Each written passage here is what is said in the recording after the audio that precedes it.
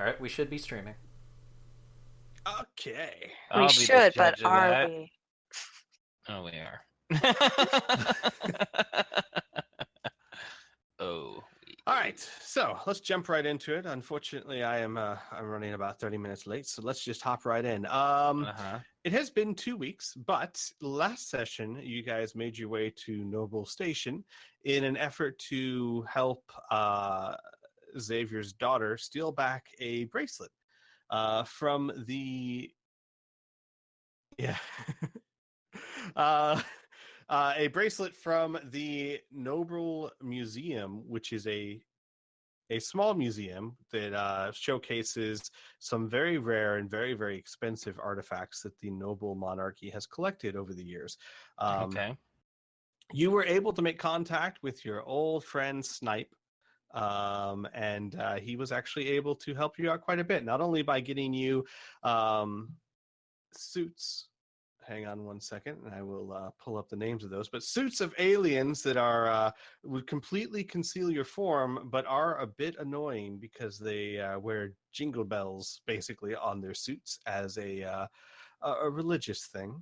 And he was also able to furnish you with extremely detailed, if somewhat old, analysis of the museum itself, security measures, and things of that nature. Basically, like a holographic projection of everything he could get.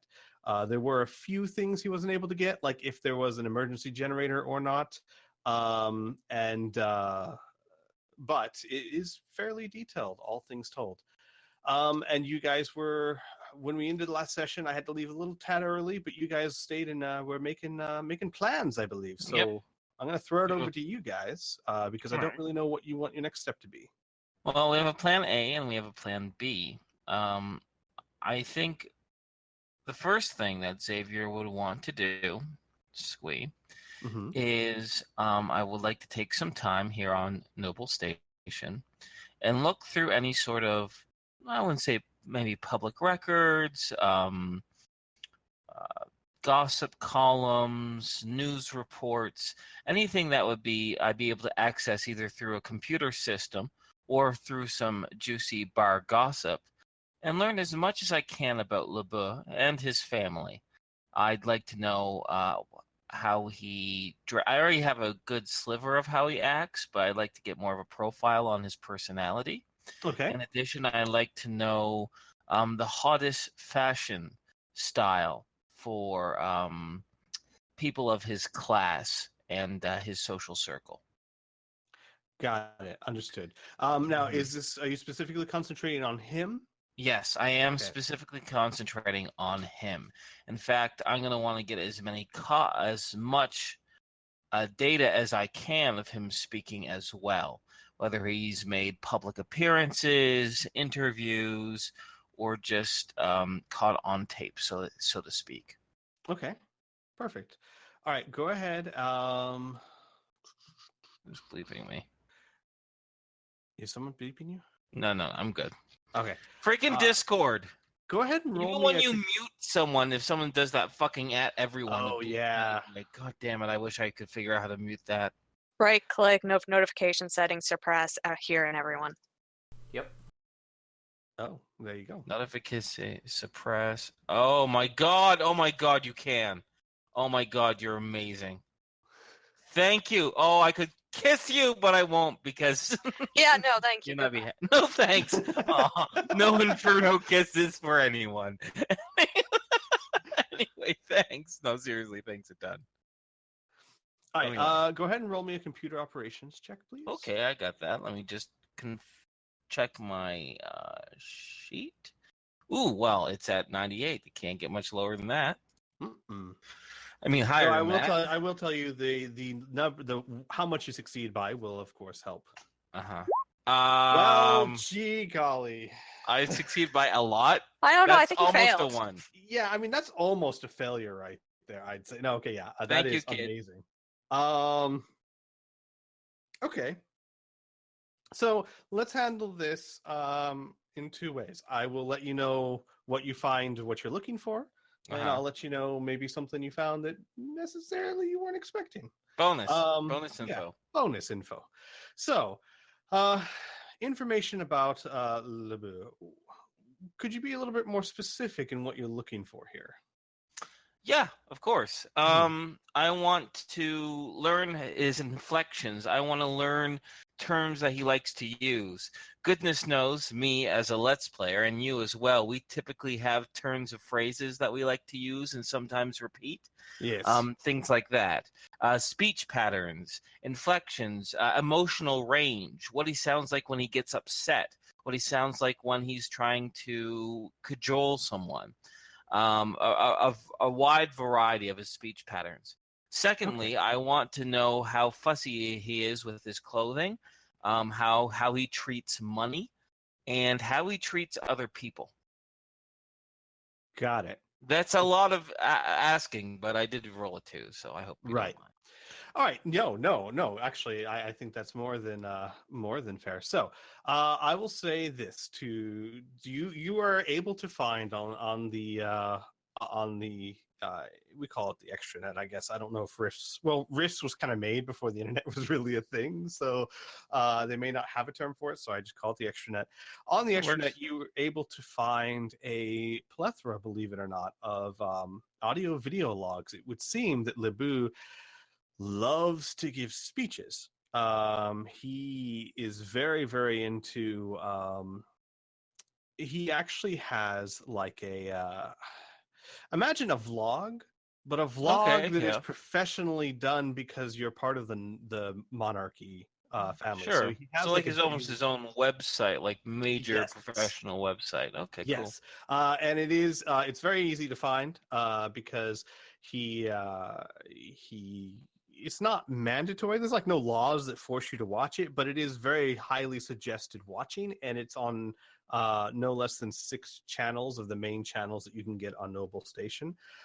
So you have and not only that, since it is more of a vlog type format, it is him at a more casual self. It's not him giving like a presidential speech.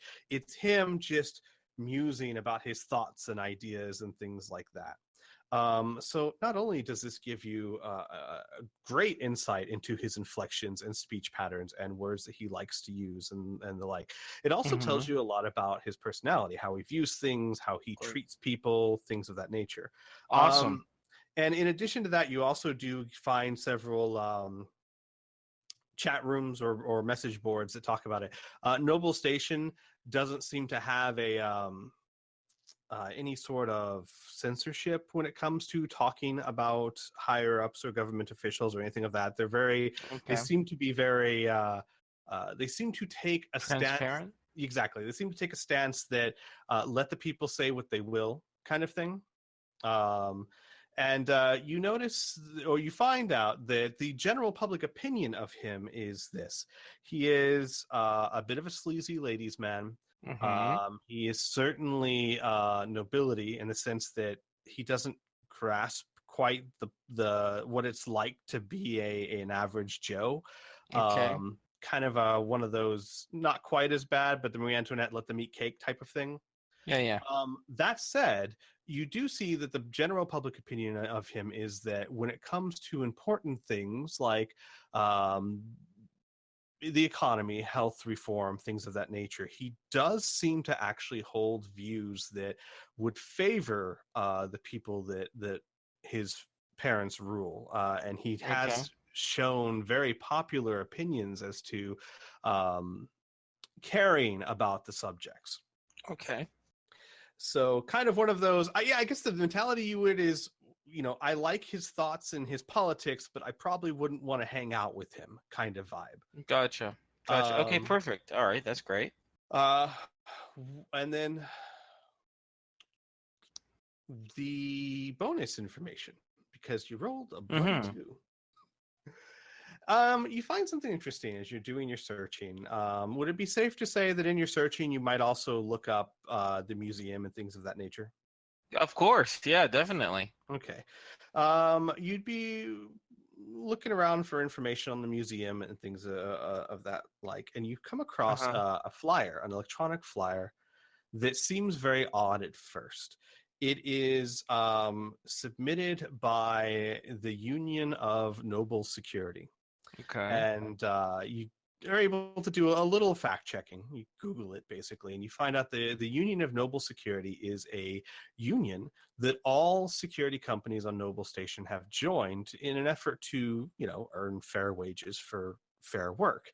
Mhm. And there is a pamphlet that is a bit odd because it says all Union Noble Security members. The party is on in 3 days, and then it has what looks like some gibberish at the bottom. I'd like to roll a cryptography roll on that gibberish, see if I can't decipher it. By all means.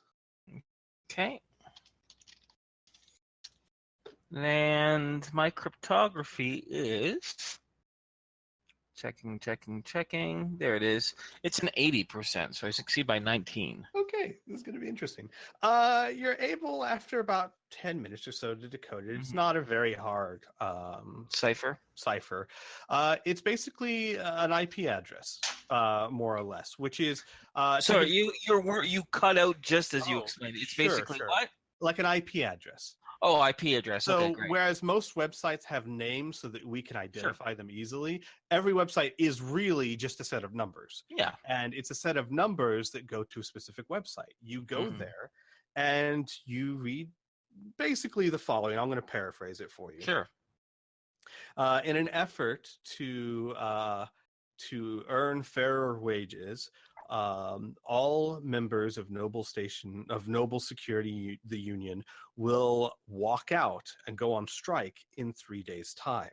For at least 1 day, the site you go to is like a message board, like a secret message board for the union, where people are discussing the strike and how effective they think it'll be. And the general consensus is, well, either in that 1 day they'll fire us and replace us all, or they'll cave in, because if all the security guards leave, they can't survive that way. So it's basically a last ditch kind of scorched earth tactic, and they expect that most of them are optimistic that within 20 to 48 hours the monarchy will cave.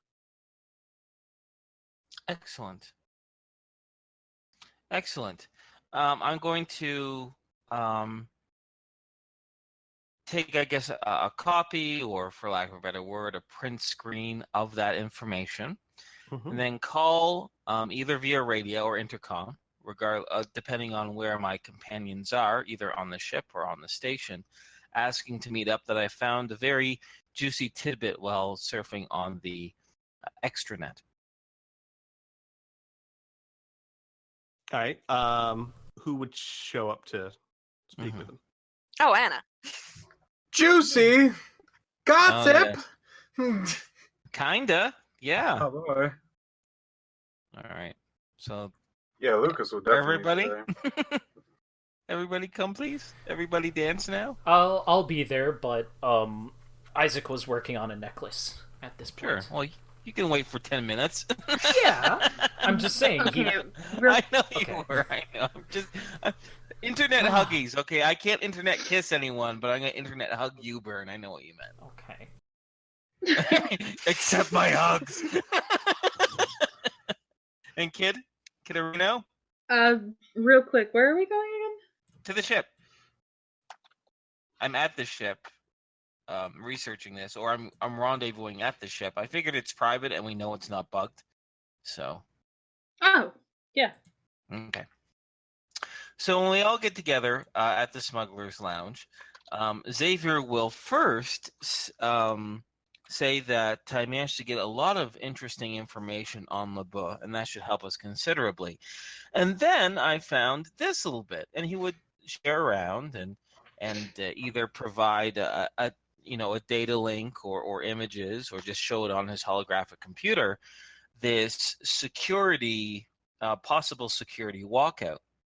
And Xavier says, we can definitely use this to our advantage. We have two ways we can do this. We can wait until 3 days and really throw some gasoline on this fire and ensure that the security folks walk out the day we want to rob them, or if we want to do this a little bit ahead of time, if we want to rob this place sooner than 3 days from now, our fake LeBeau can easily use this information to sway the lone guard into doing what he wants. What do you guys think? Say he has his voice in mind. Exactly, Anna. Oh, that's right, because he's been making like popular opinions and shit for the people. Mm-hmm. Oh, And I like that. he's well respected. So this is what I'm thinking. Much like we have a plan A and a plan B, why don't we have a plan A and a plan B with this information? Plan A is to use it as blackmail. Plan B is to use it as knowing that there is no security breach. So the first step of our plan is coming into fruition. I'm going to go shopping for some clothes and begin to model my face and change my voice and try to mimic LeBeau as best I can. In the meantime, we're going to need someone or a pair of someones to case out the museum while it's open. Remember, we want to see if they have active security monitoring on any cameras, which means we have to do something not illegal, but discreet and suspicious to see if anyone's going to come in, seeing you on camera, and intercept you. Do we have any volunteers for this? Anna raises her hand. Nice. I usually get distracted pretty easily, but I can go. All right. Sounds good. Anna Lucas sounds perfect. And here's the final question, says Xavier. Who wants to be... Actually, we'll worry about that after we figure out the active security. Anything else we should go over before we start this step one? I don't think so. I just figured I'd mention it that that little project that I just started, it's not going to be ready by the time we're thinking of doing this. Unless we want to wait 9 days, we're not going to be able to use it. Out of character, refresh me on, I know you're making the necklace, but what does it do? It is a 50 ISP battery for Kid. Gotcha. And that would allow Kid to float between every single vault. Gotcha. Wait, how much ISP? How many vaults can Kid floop without the necklace? Like 3, I think. Yeah. They can go 1, 2, 3, 4, and then they gotta go out. 4, and then they gotta go. Or I don't want to wait 9 days. Which is that's fair. So with the ISP number, the ISP necklace, they can just go in one and then go through all of them and then be out. Gotcha. Well, we might just want to try to figure out a way to get past the locks then too. You know what I mean? Like use the flooping, but also have a damn good lock pick. Do any of you guys know how to pick a damn good lock? As Xavier looks hopefully towards, I don't know, Anna. Anna raises hand again. Perfect. Then this is my suggestion, Anna. And I suggest that with Kid inside our special smuggler necklace, wearing on your fine shoulders, you and I masquerade as LeBeau and his particular date. That way, we might be able to get everything combined with Kid's floopage and your knowledge of locks. It will be a bit sketchy since I'm not the greatest at electronic locks. Let's just flip a dice. Flip a coin. Here's good news. Since you and Lucas are heading there to case out the joint for active video monitoring, you'll be able to look up the lock's close hand and you come back and say whether you can do it or not. That is a point. Great. All right. Well, team, let's break. I have some shopping to do, says Xavier with a big smile on his face. Woo. All right, so Inferno, to Yes. keep things as easy for you as possible. Uh-huh. I will say that that Xavier watched enough that he can, with a decent roll, impersonate him well. So I'll kind of leave it up to you as a player. Basically, like what I'm saying is that I'll leave it up to you as a player to impersonate him. Exactly. Yeah, and if I go completely off kilter, just give me a little nudge Sure. as a GM. Okay. Absolutely. But I mean, as far as what words he likes to use, his inflections, and all that, feel free to have fun with it. Your character I will. Have studied it extensively. Yeah, so. Can do. All right. Okay. So Xavier, you need to go shopping. It's not hard to do. It is going to be expensive, though. Obviously, that's fine. I have money. So if you want to get, you just need. Are you looking for just one wardrobe? Or I mean, one Let's wardrobe. Let's get two just in case. Okay, it's like one wardrobe.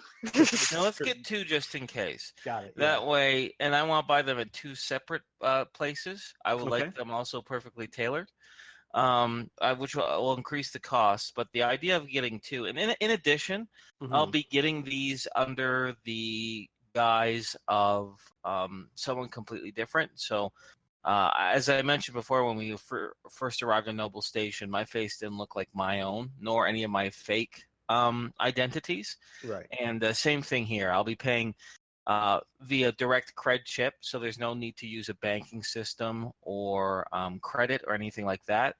That way, if people ask around afterwards, I want to make it very difficult to figure out, who bought what. Got it. So I would use one fake face on one store, reset the face to another fake face, you know what I mean? And this will be just something generic that I would whip up in the mirror, right? And yeah, that's the idea. Okay. So to get two outfits that aren't knockoffs, like they're not intended to look good, they really are the genuine. Yeah, they are just as good. You're looking at about 10,000 credits per outfit. Done. I'll knock it off right now. It would take about a good 24 hours or so to get it tailored. They'd measure you there and then say pick it up in 24 hours. So perfect. That's not hard to find. And you get two different outfits. I'll kind of leave the color scheme up to you, but if you're going for exactly what he likes, they're going to be Prussian. very like we've said before, very Prussian. That jacket that really is only designed to be around one arm. I'm gonna Google fancy Prussian clothes, and then I'll share it. Have fun. While the other guys do their casing thing, and I'll throw this out again for quick reference. Where's my money? If it shows up, black metal works. Hopefully in your bank account. Oh, there it is. All right, so take off 20 grand. Oh, that's if you take a look at the map real quick, that's a good example. Yeah, groovy. All right. While we're at it, I guess. Oh, what the hell is that? Anna will probably be getting an outfit as well. Oh my god. Nice dress. That is not a dress. That's just naked. Where? What? Nope, I am not. Have you linked something? Nope. Oh, okay. She's talking something she saw. I'm like, what? I'm googling it. Like, what's this? I was like, that's LeBeau. Has our session go? Is it now rated M for mature? This Google search is. Gotcha. That's okay. I just put in fancy Prussian clothing, and it's all a bunch of Halloween costumes with ladies in short skirts. That might still be more appropriate than this. What are you? Anyways. Never mind. You know what? I don't need to know. I don't want to embarrass you. While they're doing that, Isaac. Ooh. Since you are already working on this, I will say that you already rolled your check on it. You did really well for the check. If you wanted to rush it, I would have you roll a Techno Wizard check with a penalty, and that penalty would basically if you succeed within that time frame, you could get her get a battery that holds 15 ISP.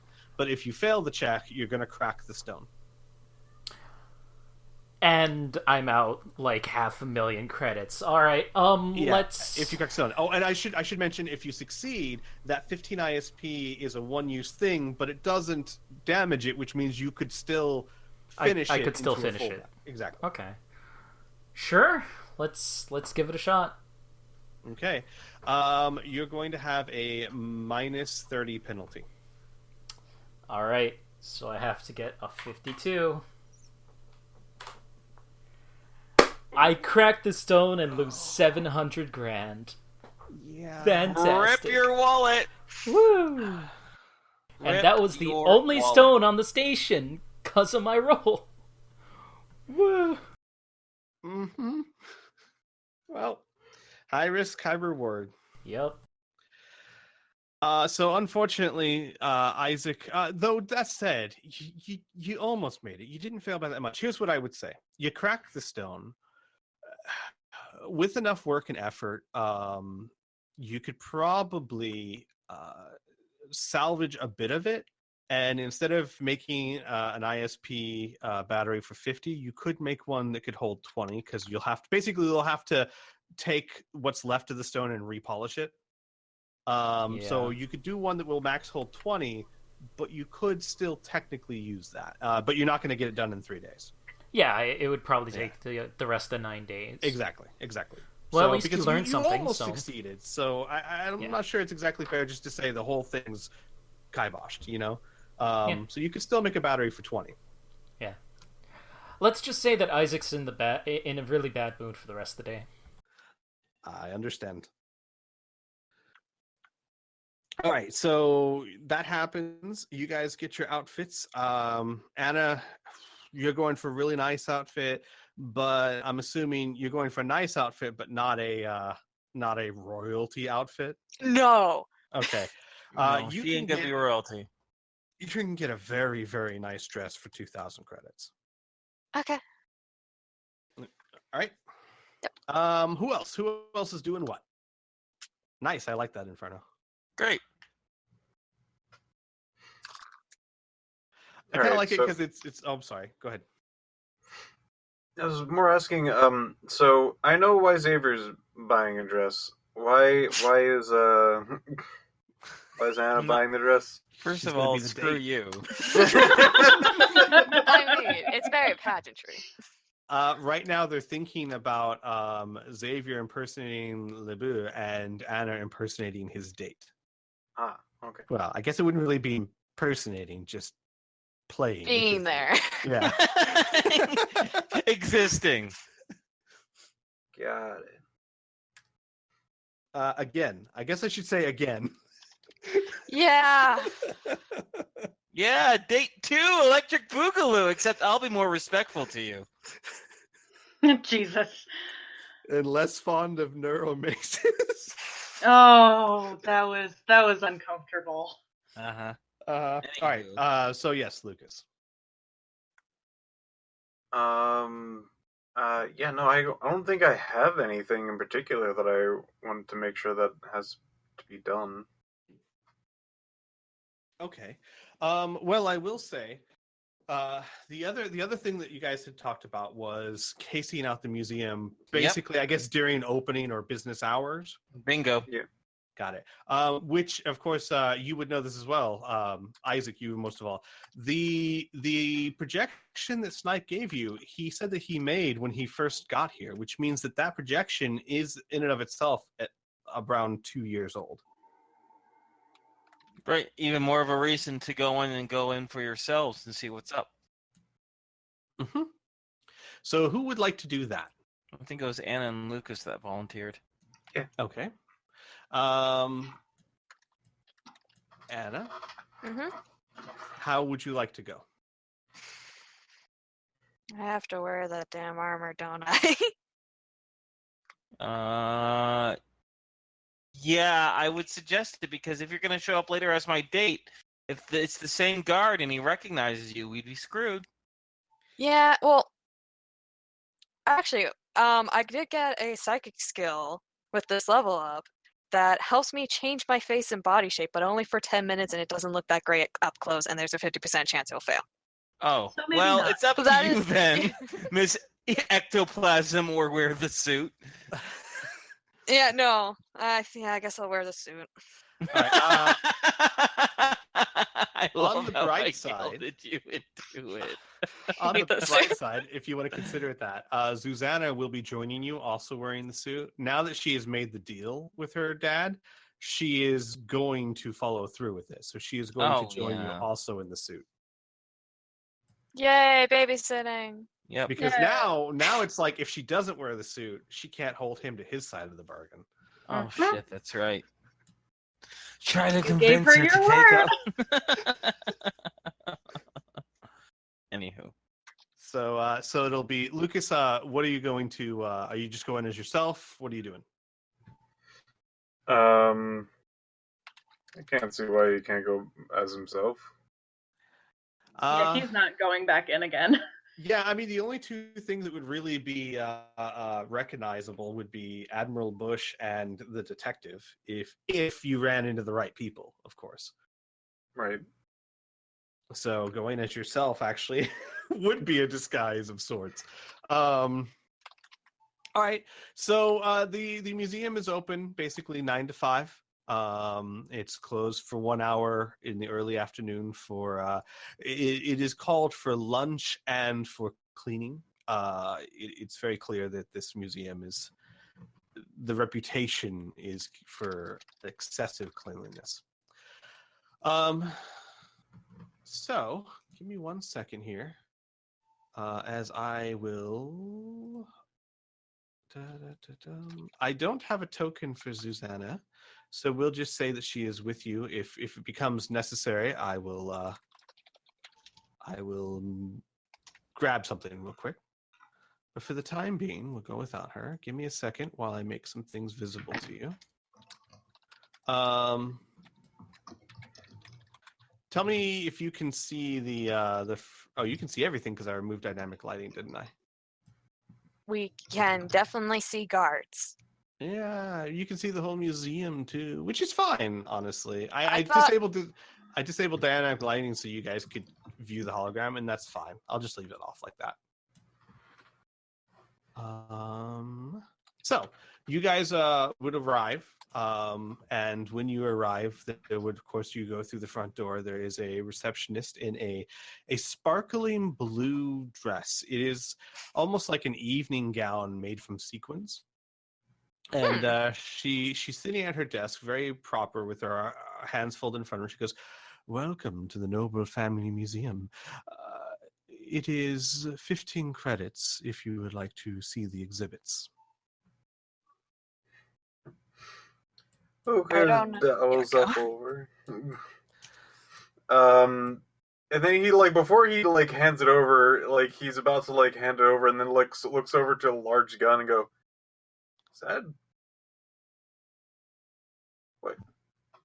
He just points over at that thing. It's just is that thing loaded? It is a heavily modified CCW slugged turret. Yes, sir. The noble family takes their possessions extremely seriously, but rest assured, it is tightly controlled by our computer interface, and it would only be activated in an attempt to steal any of their possessions. Okay, it just makes me nervous. Does that thing go? Can it not be pointed that? She just looks at you with a reassuring smile. He hands over the ship. He's like guards have guns holstered. Why the heck is that just out? You could just swing a little and shoot me. That is actually a very good observation. The guards themselves are dressed almost like the Queen's Guard at the Buckingham Palace, like that level of expertise, I guess, or of detail. And they do have the only firearms you see on them are holstered sidearms, though really with them holstered, it's hard to kind of tell what kind of weapons they are. Lucas, do you have the weaponize or recognize weapon skill? The only thing I could probably recognize is the turrets themselves. Okay, well then, you can try to roll for that if you'd like. Sure. Let's see. Oh, Succeed by yeah, you 51. succeed by a lot. So, all right, so you know that these are CCW. Oh wait, okay. Just to make sure Mhm. I'm getting the right information. If they're energy weapons, I can understand them. No, they are not Okay. energy weapons. Then, as my normal, like, hey, I'm an average Joe that might not know these. I don't know these. Well, I will say that you already know a bit about them from Snipe's blueprints. You know that they are SDC turrets, but very high damaging SDC turrets. They could do up to 1 or 2. Basically, they could do up to 1 or 2 mega damage. If they hit really well. And from the look of them, the design, you could tell that they are certainly automated. They aren't manned. So they're controlled by either a computer system or perhaps someone in a control booth or something. But whatever the case is, they aren't controlled by people here. Okay. And to answer your question, she takes the credit stick and she puts it in the desk. She says, "Oh, I wouldn't worry about it, sir," and then hands it back to you. He starts like mumbling to himself while walking over. For you, say you probably like sat here for a long time and just got used to it. Question: did you pay for all 3 of you? 3? Or just yourself? This kid here? No, Susanna. Susanna and Anna. Oh, the kid. Oh yeah, Susanna.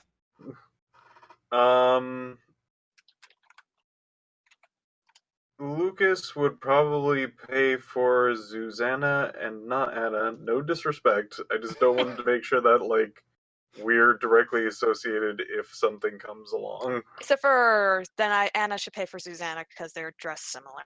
Yeah. Okay, then I will not. Then. Okay.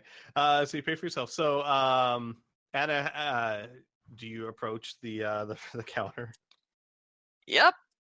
As you Jingle, approach, jingle, jingle. Yeah. Hey, As Bell, Xavier, you can bell, you tell me bell. what sounds these people make? They sound like they have a dozen cowbells on their No. armor. Voice-wise. Oh, voice-wise, it's just a very metallic-y sound. In fact, the nice thing is by wearing the suits, you get the same effect. You would theorize. Xavier is the one that found them, so he would know that their vocal cords are fairly similar to humans. So the suit is really what makes it sound a little strange, and you're wearing the suit, so you don't have to worry about the sound too much. Sweet. As you and Susanna approach, the receptionist's face goes from a smile to still a smile, but it's strained. It's very, very strained. You get to the desk and she goes, "Welcome to the Noble Family Museum. How can I assist you?" With a smile the entire time. 2 admissions, please. Oh. Roll me a D100, please. Just a straight D100.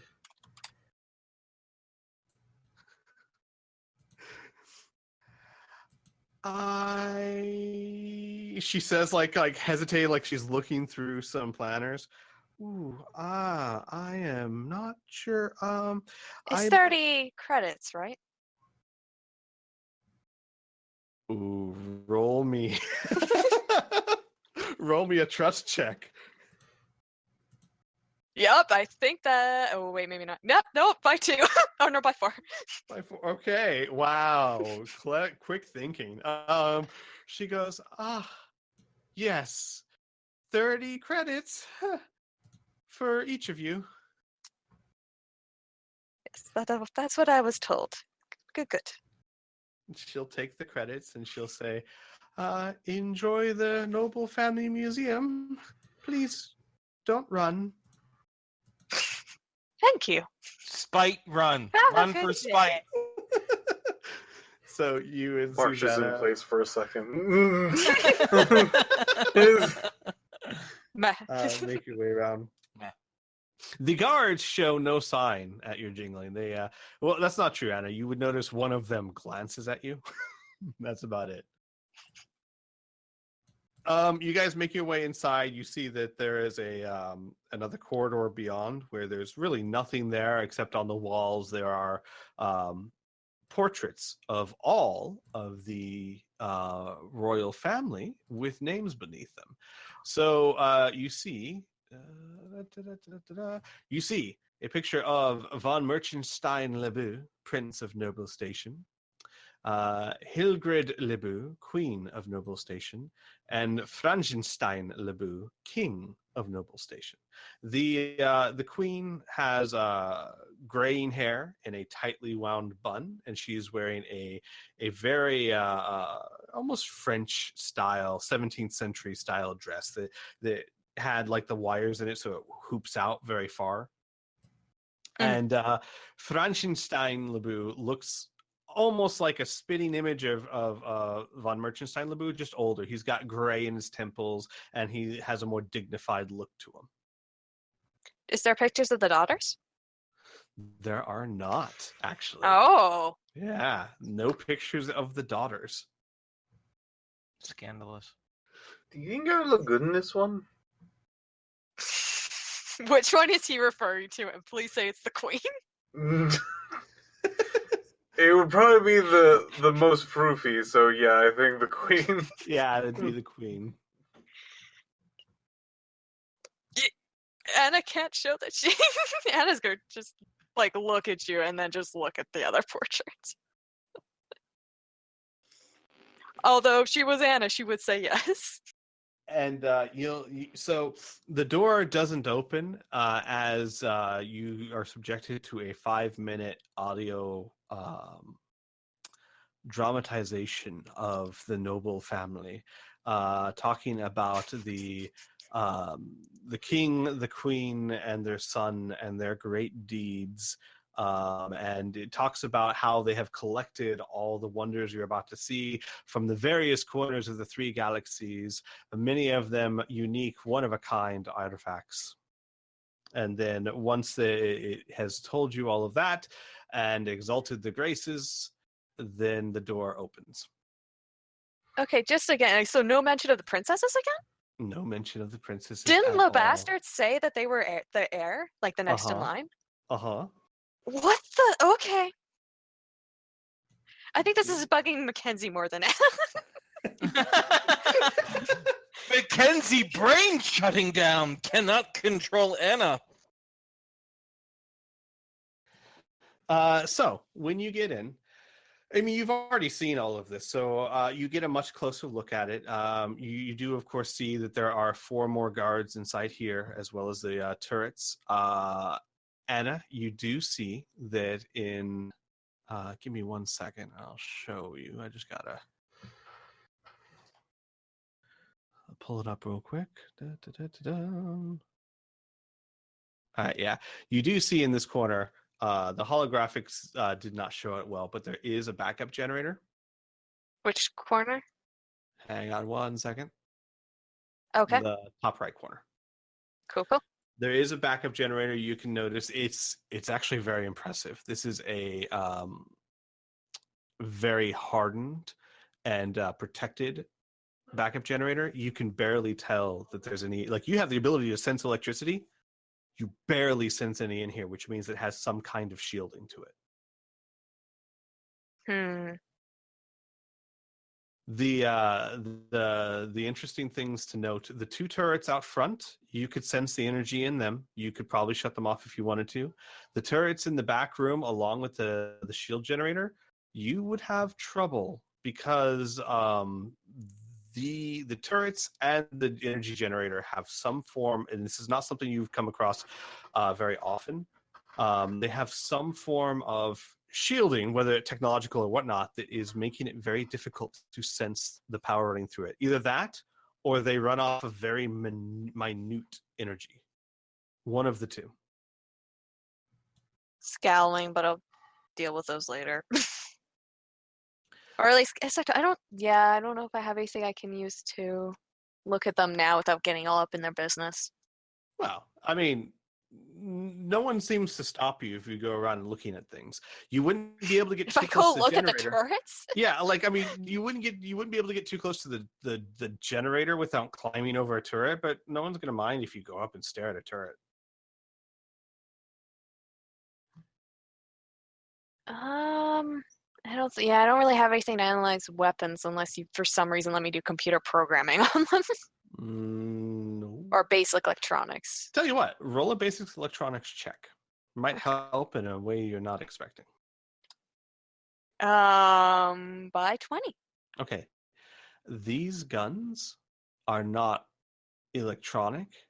They are mechanical in nature. Okay. They are very similar to a old school gunpowder and blasts gun. Would that mean their trigger is also, or is there is there something electric to the trigger to it? As far as you can tell, there's not enough energy here for that. So it's fair to theorize that maybe even this mechanism is purely mechanical.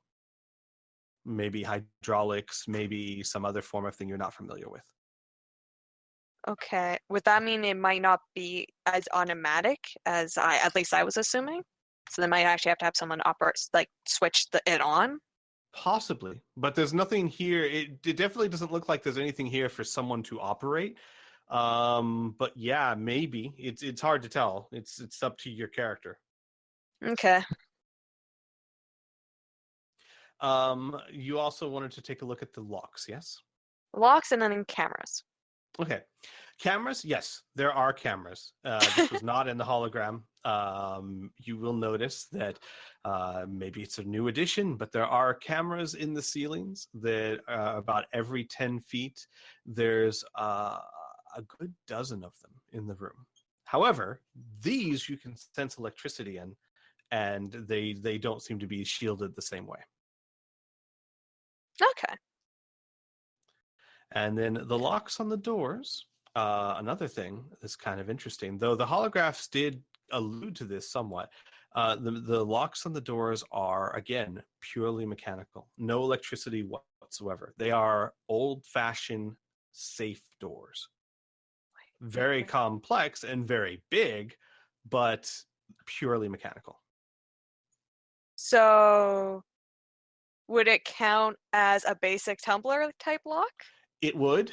It would have a significant penalty to it, so that basically it would count as a basic tumbler lock, just an incredibly well-designed one. Okay. But yeah. good news is you're more skilled at that than you are electronic locks. So Yeah. I would say that with your experience, actually roll me a lock picking check just to kind of tell you how much you pick up off of that. Yeah, Okay. I have an 80. So yes, these are tumbler locks. You've seen these kind before. In order to open them, you would have to drill a small hole in them and use your lock picking set with some sort of extenders to kind of get to it. It would be helpful to have a second person there, though they don't need to be skilled like you. They just need to be able to turn the dial for you, that kind of thing. Your experience, you're far more comfortable with this than you would be if they were electronic. If you do well, it'd take you maybe 5 minutes to crack each one. Nice. Mm-hmm. What about the infrared thingy? Is there any way I can sense electricity for that? Not at the moment. They are shut off. Oh, right. That's only a night. Correct. One more thing to note: because you rolled really, really well on this. You guys are rolling great tonight, by the way. Don't jinx it. Yeah.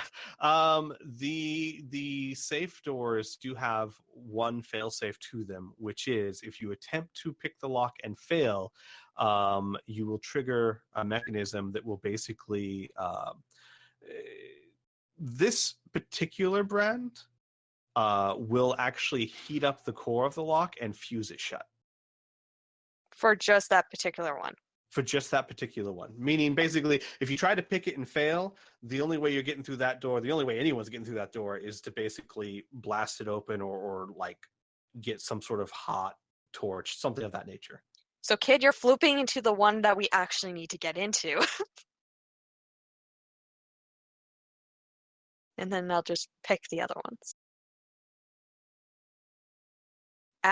No, that'd be too confusing. Never mind. Or what you could do is just try to pick them all and floop into the ones that are available. Yep. Like ones that we busted. Oh, yeah.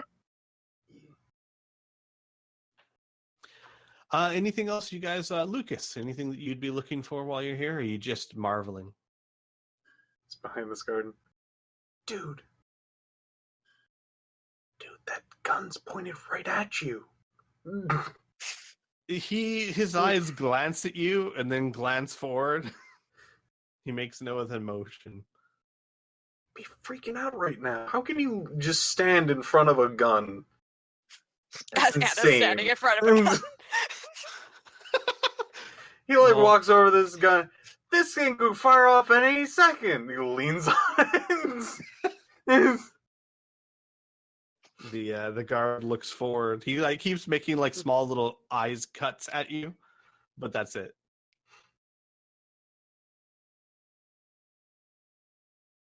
You're a crazy. You're a stern man. You should get a promotion. He looks really close at. He tries to look for any badges on his shirt. As you get up, you start looking at him and talking to him. Eventually, he's like, "Come on, kid. I need this job. Leave me alone." Okay, man. I know how it is. I'd stand in front of a gun for assuming 20 an hour. What? 20 an hour, probably. I mean, I was only assuming. Kid, if they see you talking to me. I love you. This looks neat. Oh, Lucas, I love you. He is gonna actually look around to see if any of them actually is similar to any stories that he might have heard of. Well, roll me a galactic lore check. A galactic bard check. Yeah. This looks neat. Oh God. I succeed by 4. Okay. Give me a second here. Think. Dun, dun. Yes. The one that you said this looks neat is actually called and there's a plaque on it that states it too. It's called liquid gold. And you've heard of this before. Liquid gold is a very rare substance found in 3 galaxies that is an gold that is mixed with a very rare element that maintains a liquid state at room temperature, which means that then they fuse together very well. They combine together to form a very powerful bond, which means that when it's together, it is literally liquid and gold. And is the rare amounts that you normally can find are held by very, very rich people and are typically used to form flowing statues that can change shape. Wonder why they just put alcohol behind this one. That's weird. Don't you think it's weird? Oh are you that cousin from South Park? There's a family about two cells over, or two what do you call them, safes, display cases over here. It's a mom and 3 children, and when you say that, the mom just kind of turns the children around and starts ushering them away.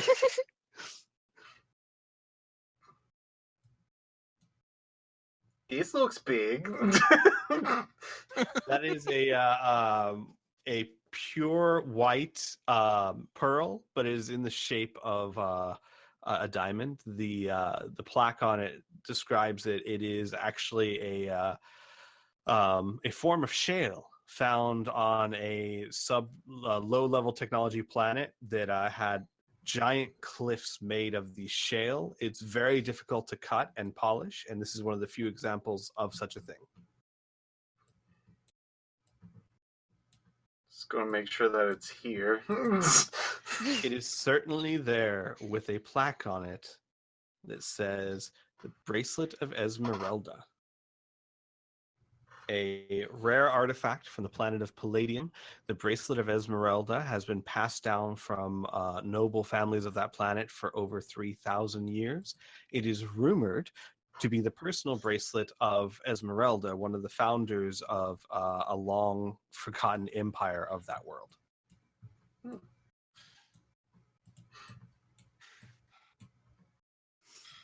I'll look at all of these later once I take them. Got it. Anna. Once I take them, Lucas, I love you. Once they are mine, I will want more details, Squee. Yes. Anna, Susanna would at some point, because she's sticking with you for most of the time. Oh, by the way, I should mention, in between all the bells and rustles and stuff, Susanna is very chatty today. Oh my. Oh, joy. She must be in a good mood. Talking at length about her dad and how irresponsible he is and how she wouldn't have to do any of this if he hadn't have done any of that. And you know, and the suit is itchy and it's annoying. Yeah, exactly. Okay. And I'm gonna get him so good when it comes time for him to wear something. That kind of thing. Remember our deal, Anna? Remember our deal? What was the deal? You were supposed to get as much information on her as possible. Like, figure out what she likes so I can bribe her so she'll like me again. Or like me at all. I'm just teasing. You don't have Well, it's because I'm just saying, I'm like, so Anna be holding back from saying, well, you wouldn't exist if your dad didn't fuck someone, so. That sounds like blunt Anna. Why hold Anna. it back though? Because, Depends on how annoying Susanna gets in the future. damn, it's good. Like, because, oh, wait, why would that be? Since, we do need to try and set up the cameras at some point, and that might start a fight, but at the same time, that's a bad fight. Susanna will at some point, actually, though, denote, she'll come up to this line of vaults here. And Which one? Can you not? Oh, you can't see. Okay, this line of vaults here. Okay. And she'll go back to you and she'll say in a very angry voice, "Those are from my planet too. They're a rare family of gems. Each color had some sort of special property. I know that the blue one allowed me to hold, well, the energy that I and Mother use. We could hold that. And there was another one in there. I forget which one, but it could help telepaths, psychics, whatever the other type of people are, and they were from my people." You've physically touched some of these. Well, no, I never touched them, but I've seen them before. And they're all one of a kind? As far as I know. At least that's what the stories are back from where I'm from. Their king, the LeBeau, his father, he's on my planet and he's smuggling them out. So the entire family is unsavory in their personal life? Good to know. Bastards? Yeah, the whole family's bad. And she says it kind of loud and looks around and goes, "Yeah, the whole family's bastards." Did she just call them the bastards too? Just gets a pat on the head and then starts walking away. It sets off like 6 bells. All right. Anything else you guys would like to know about this place? Has any of these displayed from the any of these displays changed from the hologram of 2 years ago? No, none of them. Hmm. So there hasn't been there has not been the newest addition, and Snipe was the one that mentioned this, was this snake over here that was just about 2 years ago. I like the snake. The plaque on it actually says that the snake is actually the actual exoskeleton of a very rare snake, considered one of the most poisonous in the 3 galaxies. However, this is simply the shedded skin of it. However, it's such a perfect specimen that it is actually held up as a valuable. That makes sense to me. Piph, do you remember what we initially suggested to try and set off the cameras? Because I do not remember. To set off the cameras? To see how, if there's actually people monitoring the cameras or if it's just kind of a passive thing. I remember. I was just like a general disturbance or argument. I think we came up with the idea that you would stick a piece of gum on one of the saves to look like you were planting a camera or something discreet, but it really was just gum. So it would get someone monitoring the cameras to, either radio the guards or come in and say, "What did you do?" And then they realize it's just gum, so you won't actually get arrested or anything like that. Oh dear God, do you guys not hear me? No, I no, heard you. I- I'm thinking. That's just risky, but you know what? Nothing ventured, nothing shot at. All right. I don't have a mouth. I have a helmet. If you guys can think of something else you want to do that's discreet, that the guards can't see but the cameras can, that isn't actually illegal, I'm all ears, right? That was just, I think, the conclusion, one of the ideas that we pitched a couple of weeks ago. I can think of disturbances, but I can't think of ones that only the cameras would notice. Lucas, you doing gum? Actually, what would be a good angle? Lucas would look around in this corner, since it doesn't seem like much of anybody's doing much of anything. Mm-hmm. And let's see who has in his little bag. He's got some crayons, I think. I think he's just gonna start drawing on this wall. That also is something. Okay, there you go. Oh, what exactly are you drawing? This is important. All right, let's see. Picture of LeBeau. I think he's actually gonna try to do some actual. Does he have art? Hold on. No, he doesn't. He is better. art. All right. So I think he's going to start just start drawing like some stick figures. just some nice people, maybe a nice house, maybe there's an angry bird. Okay. You get about maybe 15 seconds into your drawings. Anna, Mm-hmm. you suddenly sense a rush of electricity surging into the turrets. The cameras also get a gentle surge of electricity, and all the camera bubbles began flashing red. And you hear from the intercom speaking, "Everyone, please stop what you're doing and step away from the walls and safes. Please do so in an orderly fashion so that we do not have to kill you. Thank you for your understanding." Not passive, not passive, not passive. The kids start crying as the mother kind of ushers them back from the safe they were looking at. Only got maybe a head and maybe part of a body done. Put my crayon back. We will ask everyone to leave the museum within 30 seconds, or we will open fire. Have Okay, a goodbye. pleasant Good day night. and come back again. Jingle, soon. jingle, jingle, jingle, jingle, jingle, jingle. They told you they're gonna shoot us. No one should. No one listen to me. I'm not with George, him. George, get the fuck out of here! Get. I love how you're going serpentine.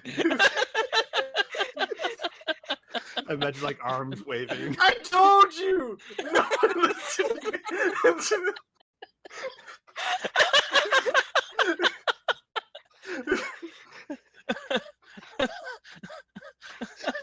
I have to mute myself. My stomach hurts so much. And you guys leave the museum. Good night. Actually, give me a second. I'm gonna grab a drink. I'll be right Oh. back. Jesus Christ. Jesus, Piph. Oh my god. Oh Jesus. I hope that guard's name was actually George too. And just be like, how did you know my name? Oh my god. Oh, Lucas does not half-ass. He whole asses. Oh man, that was fantastic.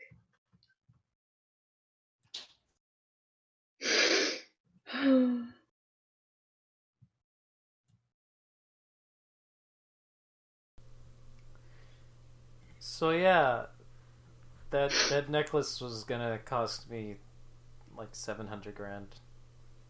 Oh, I'm sorry, bro. Now I have to get a replacement.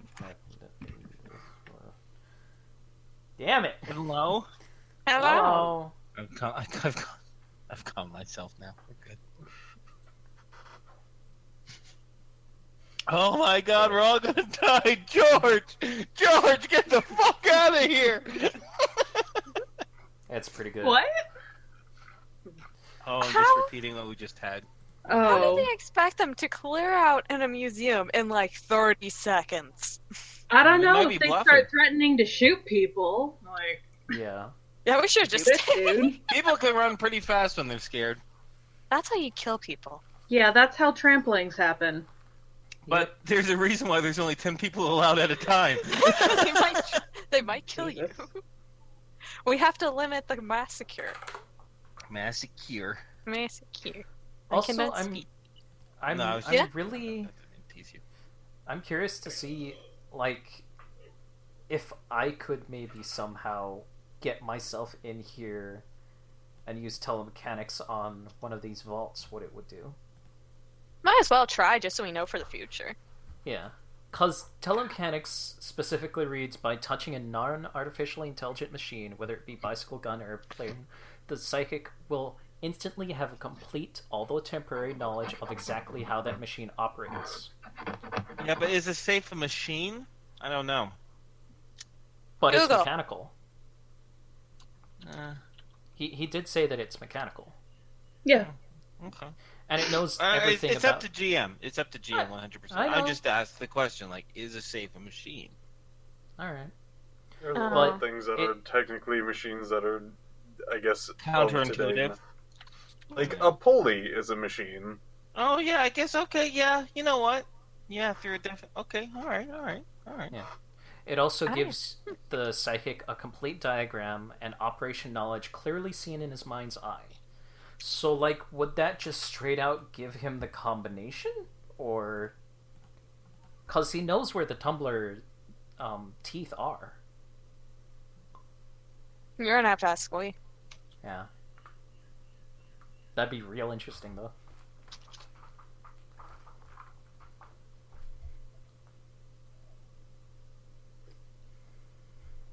The important thing is all this sounds valuable. And even if half of it belongs back on Susanna's homeworld, Palladium, that doesn't mean we can't keep and sell the other half. It's true. This is true. Or waiting. Oh, we're waiting because we wrapped up the scene, right? We're waiting for Yeah. Squee just to Yeah. carry us Yeah. along our wayward son. Yeah. There'll be peace when you are done. Where your worry is to rest. Don't you cry no No. more. Oh, by the way, Mackenzie, I wasn't making fun of the way that you pronounce that word at all. I was just Oh, I repeating it straight up because. said it wrong. I know that much. Oh, okay. All right. No worries. No, because I remember actually when I first met Kriana, she was playing Legend of Zelda Skyward Sword, and she had a hard time saying Skyward Sword. And I just repeated what she did, kind of in the joking, mocking tone. And later on, she came and she's like, "I really didn't like you doing that." I'm like, "Oh, okay, I'm sorry." If it was a Right? serious mode and you started Sure. like correcting how I pronounce words, yeah, but Yeah, I no, know no. how to pronounce words. It's fine. Anyways, what the reason I did is because I decided to fix myself a little drinky poo, and I thought I had more Coke, but I put the rum in first. So let's just say it's a very strong drink. Oh boy. So I was gonna make a joke how I can't pronounce the word any better because I'm not even buzzed yet or anything like that. But you know. You just reminded me I have ciders. Oh, you should have a cider, guys. Let's have our. I mean, those of you who do consume alcohol. So the Canadians are gonna go drink now. Yeah, the Canadians are gonna drink and plan a robbery because we're too I'll be nice in real life. So Well, we gotta I mean, go and prepare. I You probably gotta get can. drunk to even steal in fake life. Yes, That's it. I have a lot of whiskey and a lot of rum in the house. Uh-huh. It's just in boxes, and I'll have to search for it. No, don't worry about it. All right. Well, to be honest, I'm not really doing anything, so I could just. do Fair that. enough. Hey, man, it's your house, your boxes, your whiskey. Drunk episode for everyone. Oh, I'm not gonna be drinking that fast, Steven. Yeah, me neither. Like I said, I made this drink way too strong. I will let you guys know. I got me some Diet Peach tea, and it's pretty powerful. That's our boy, Squee. Attaboy. I just countered my wife. You know, she always comes in and steals my drink, right? Mhm. Not a fan of peach tea. She came in, took my drink, took a sip, gave me like the dirtiest look ever, put it down, and walked away. Background. That's why you love peach tea so much, because it's the one thing that It's a won't get defense stolen. It's a defense mechanism. Yes, it's a defense mechanism. He's evolved to enjoy peach tea in order for him to have liquid.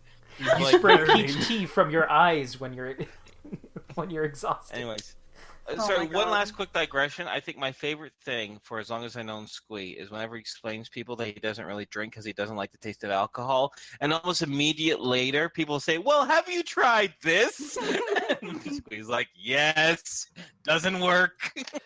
I've Oh tried god, I it. do the same thing. It's hilarious because everyone's just like, yeah, but what about this? And I'm like, no. And you yourself have admitted that it's an acquired taste. I have not acquired it. Anywho. Yeah. All right. Okay. So, you guys left the museum. Is there anything you would do immediately before just returning to the ship to report on what you found? If we don't have one already, Kid would like some kind of sack and or bag to throw all of their shit in when they're grabby handsing, because they don't have pockets, and that seems like a bad thing. Okay. You need I'm a not loot gonna sack. lie. I don't think you guys have any sacks on your ship. There might be some in I think we have, like, our old sports Palladium bags. van. Yeah. I have a duffel bag. In fact, I have several duffel bags. That is You just true. have one. Isaac does. But to be fair, I mean, bags generally aren't a high priority in high-end space campaigns. So yes, Yeah. Isaac does specifically to carry guns in. Well, I have one for guns, I have one for camping, and I have one for clothes. Oh my god. goodness! Just This on one the is for character loving. sheet- This one is for guns. Sorry, Piph. What was that? On my character sheet, I have specifically 2 small sacks and 1 large sack. Oh my god. Squee. GM, you didn't bank on our ludicrous mage having sacks. I was gonna say, but why though? And then Inferno pointed it out. Why wouldn't a It's ludicrous part of my mage just base walk- item set. Oh my god, Of of course. course. We it is. have the fine folks at Palladium to thank for that. Well, kid, take your pick. All right, out of character though. Now here's the thing, because we have a plan A and plan B. If plan A doesn't work, plan B we have everyone involved, which is great, right? Now, Mhm. player to player, plan A really has 3 players involved. So, Lucas, Byrne, are you okay us doing Plan A without your characters, or would we like to brainstorm and come up a way, even if you guys are on standby or backup just in case, for you guys to actively do something during this caper? Because I really, as a player, I don't like leaving other players out, right? Well, You giggling at? I'm Get out! Get out! I don't need your shit. I mean, I was going to say we could always, like, pretend that this is just, like, a secret canoodle foursome, but I don't know if LeBeau swings that way. Yeah, I don't think LeBeau is an orgy guy. I think he's too selfish. None of your research would suggest anything of that nature. Xavier's gonna say that. No canoodling. No snoodly pooping. do More do than you one. have anything for Lucas?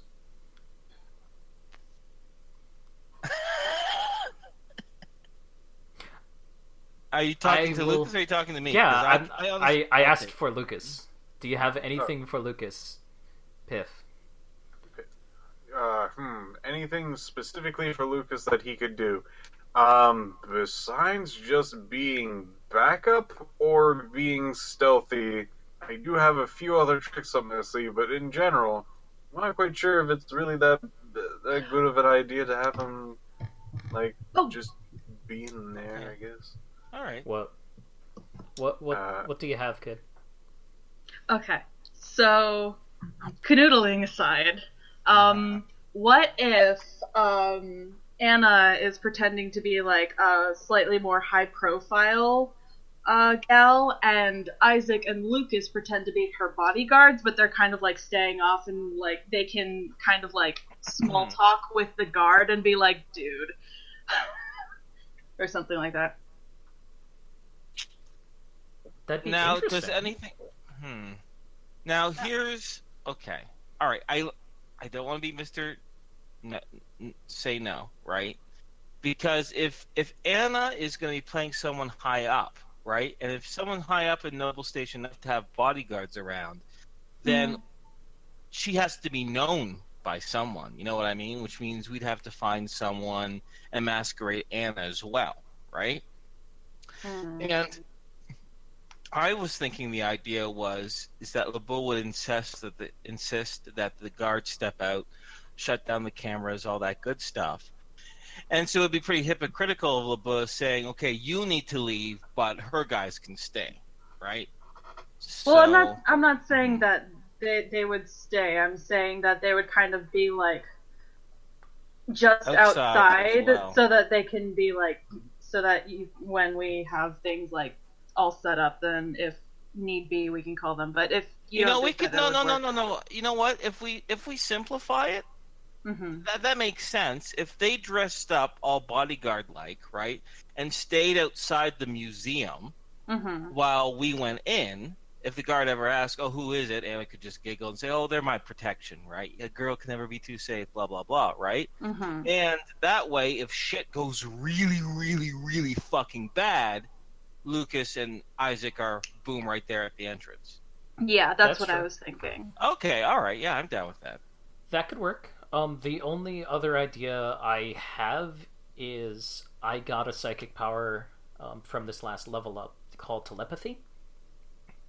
And I could essentially, for lack of a better term, be a psychic switchboard between people.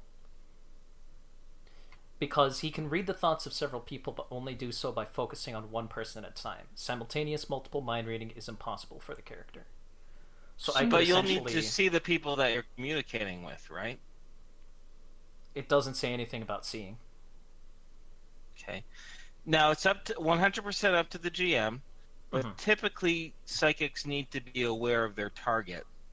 Alright, then never mind. Yeah, I would say so. Like, for example, if they were in a big robot, you wouldn't be able to see them, so you wouldn't be able to do it. Yeah. Alright, never mind then. It's a great idea, but you would have to just be within line of sight of us during the time, right? Yeah. That can be really handy in other situations, especially when it comes to calling people. But,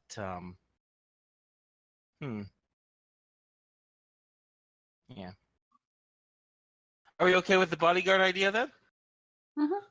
Okay. All right. That way, at least everyone is in the general same scene. All right. So, I think we're good to go. We know it's active cameras, right? So we know we have to deal with that. We know Mhm. we have to convince them, right? We have a little bit of ammo in our back pocket with the security forces walking off. And plus, Kid's gonna be there. If you really need something, you can pull a Pokemon and just throw her Yeah. at him. Yep. And we have our backups too. And we also have a plan B, which is great as well. Mhm. So I say let's not belabor the point. Let's get the show on the road. All right. Woo! So with the guards walking off, so I as a GM understand, what is the plan with that exactly? You're just going to wait until they walk off, or are you going to use that to your advantage somehow? We're going to use that to our advantage. So we're not going to wait. I guess it's 2 more days. We're not going to wait for the guards to walk off just yet, right? Mm-hmm.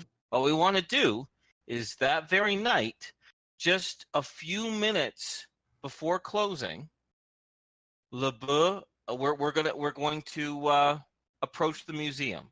Mm-hmm. Xavier's dressed as LeBeau and dressed up as his date. Kid inside Rael's necklace, right? Rael will have to hang out in their shit. With Lucas and Isaac chilling out as bodyguards, hanging out at the front entrance.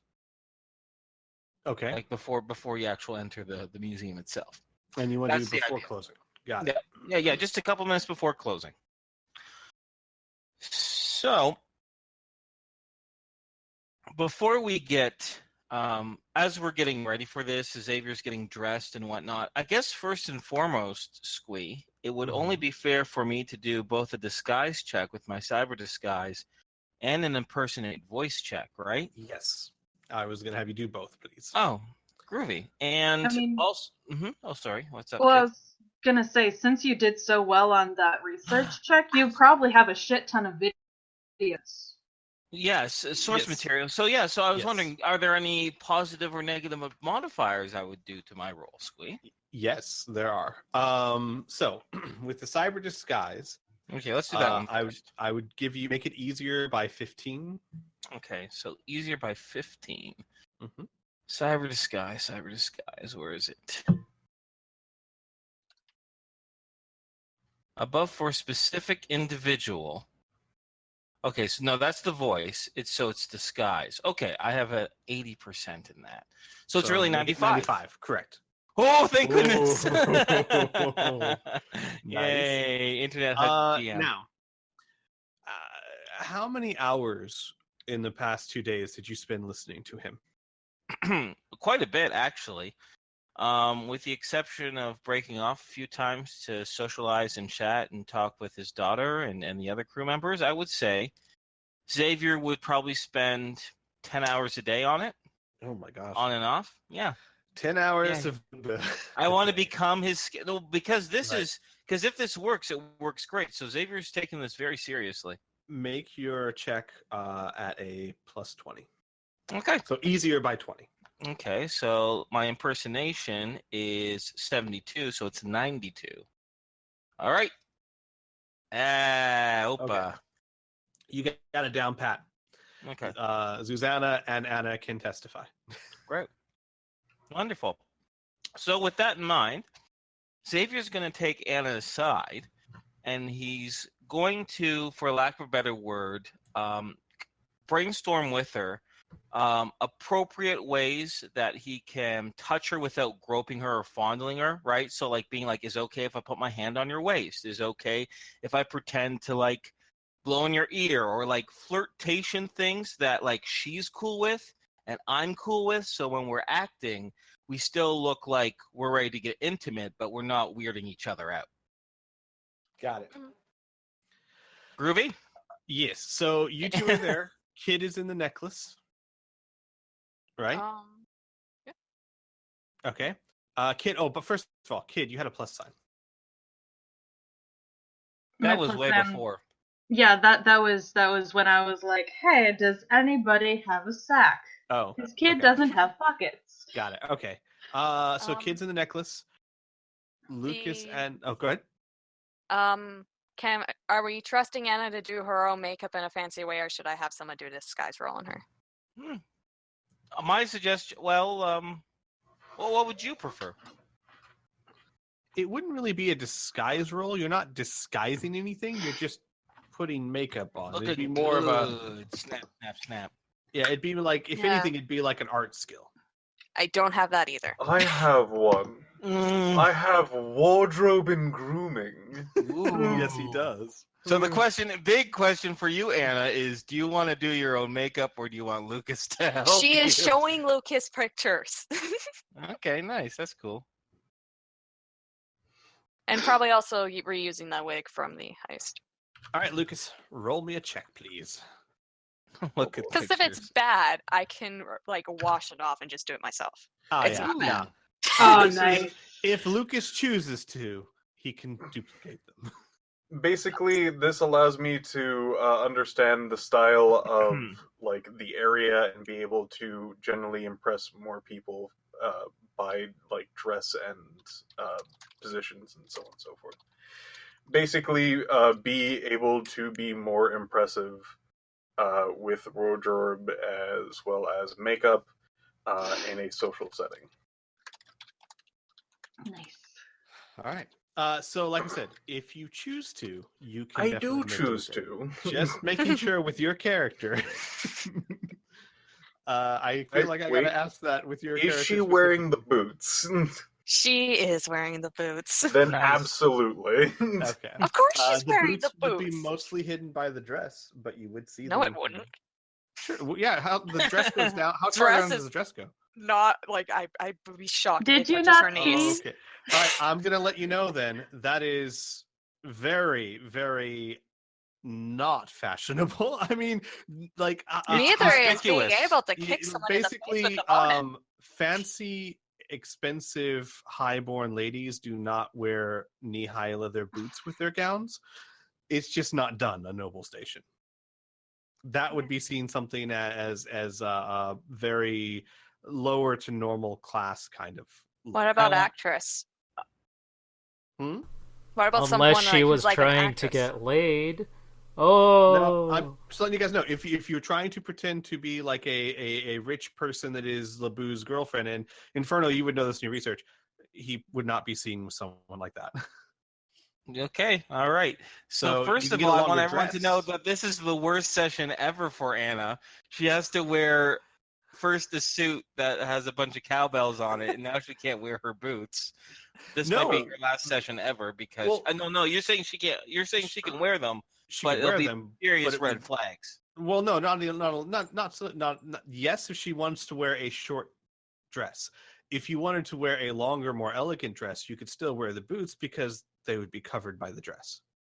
Okay, if we're playing a higher class lady than what I initially thought we'd do, I can go find another dress and we could just go along with it. I see. Yeah, no, LeBeau, on his planet at least, is only seen with very high-born looking women.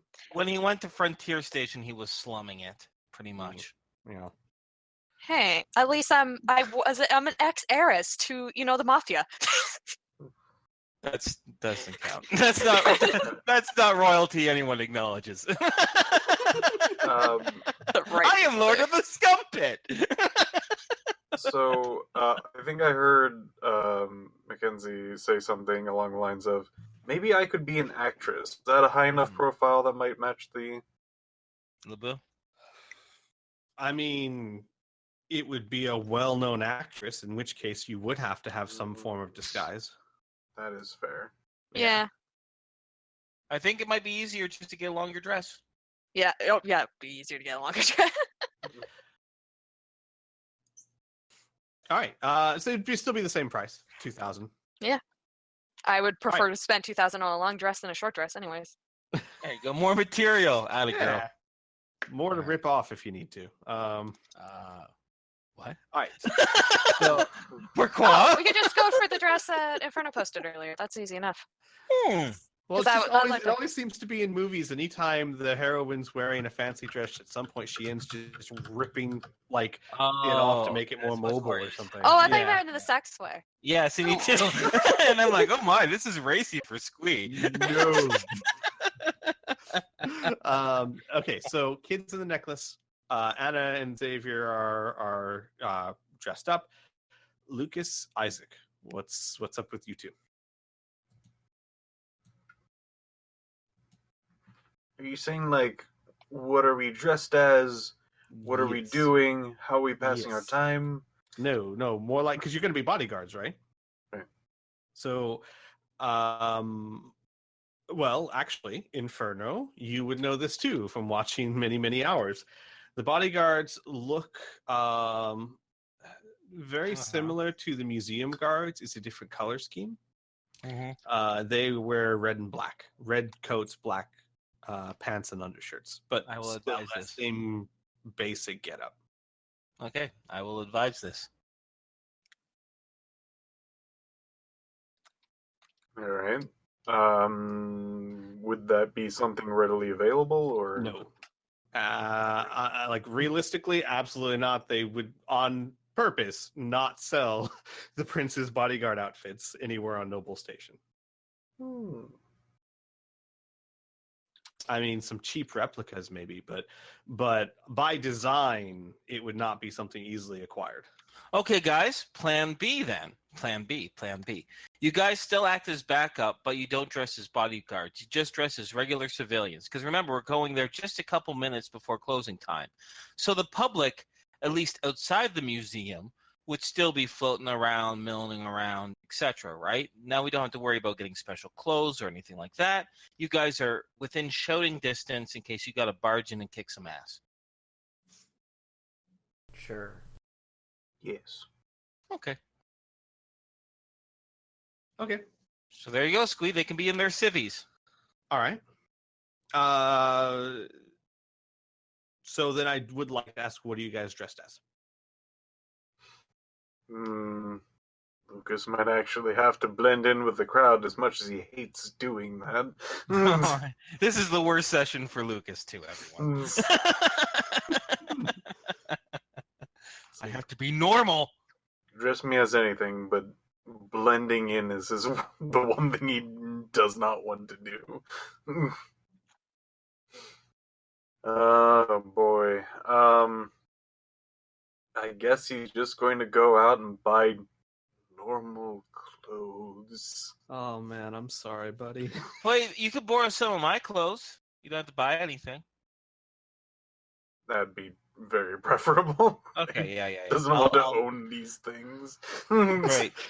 All right. And Lucas and I are completely different body shape wise at all. No, Actually, I'd so assume we're good. maybe it's a little like tight in the shoulders or something. Sure. Yeah, you could fit into it well enough. What is your height? Xavier is 5'11" and a half, so practically 6 feet. It might be a little loose for Lucas then. It's kind of weird. I imagine, given the physical strength scores between the two, Lucas is a little shorter, but probably a little broader. So yeah, it's like the cuffs are a little long and the shoulders are a little tight, but you could fit into it okay. Yeah. It's not a big Okay. problem. All right, Isaac, Works what for about me. you, son?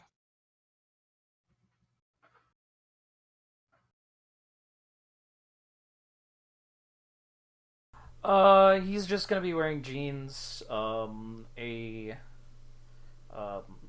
button-up shirt, and a jacket.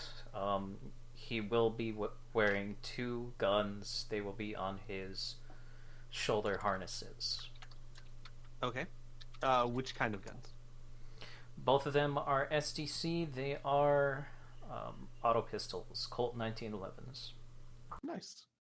Any extra ammo for them, or just what's in them? Just what's in them. Got it. Okay. And then the final question I have is, in what order do you want to approach the museum? You're approaching a few minutes before closing, so we'll say like what, 4:50, 4:55-ish? Yeah, 4:55. Okay. And who's entering when? You guys going in kind of together? You Oh, yeah. straggling out, or? Okay. Yeah, no. We're gonna. All right. Are y'all? Is everyone else set? You good, Anna? You good, Kid? Kid is inside the necklace, right? Yes. Okay. All right. Cool.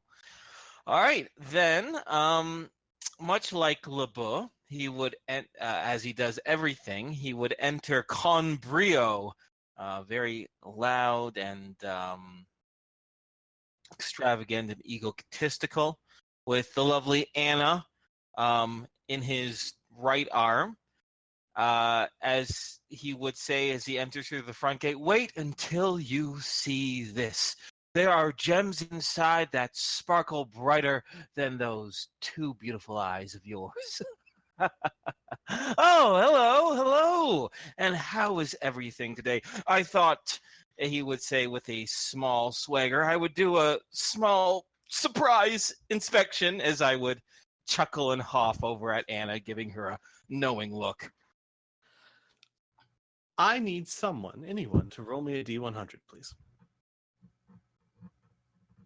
I've rolled enough. Okay, I'll do it. I hope it's George pulling a double shift. Okay.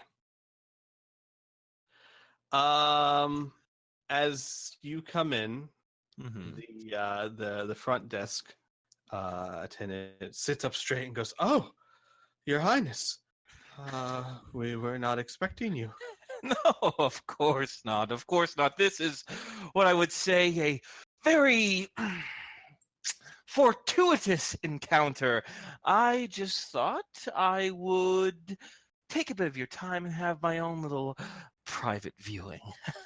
I hope everything was fine today. Yes? Your name, what is it? Your Highness? Yes? I'm sorry?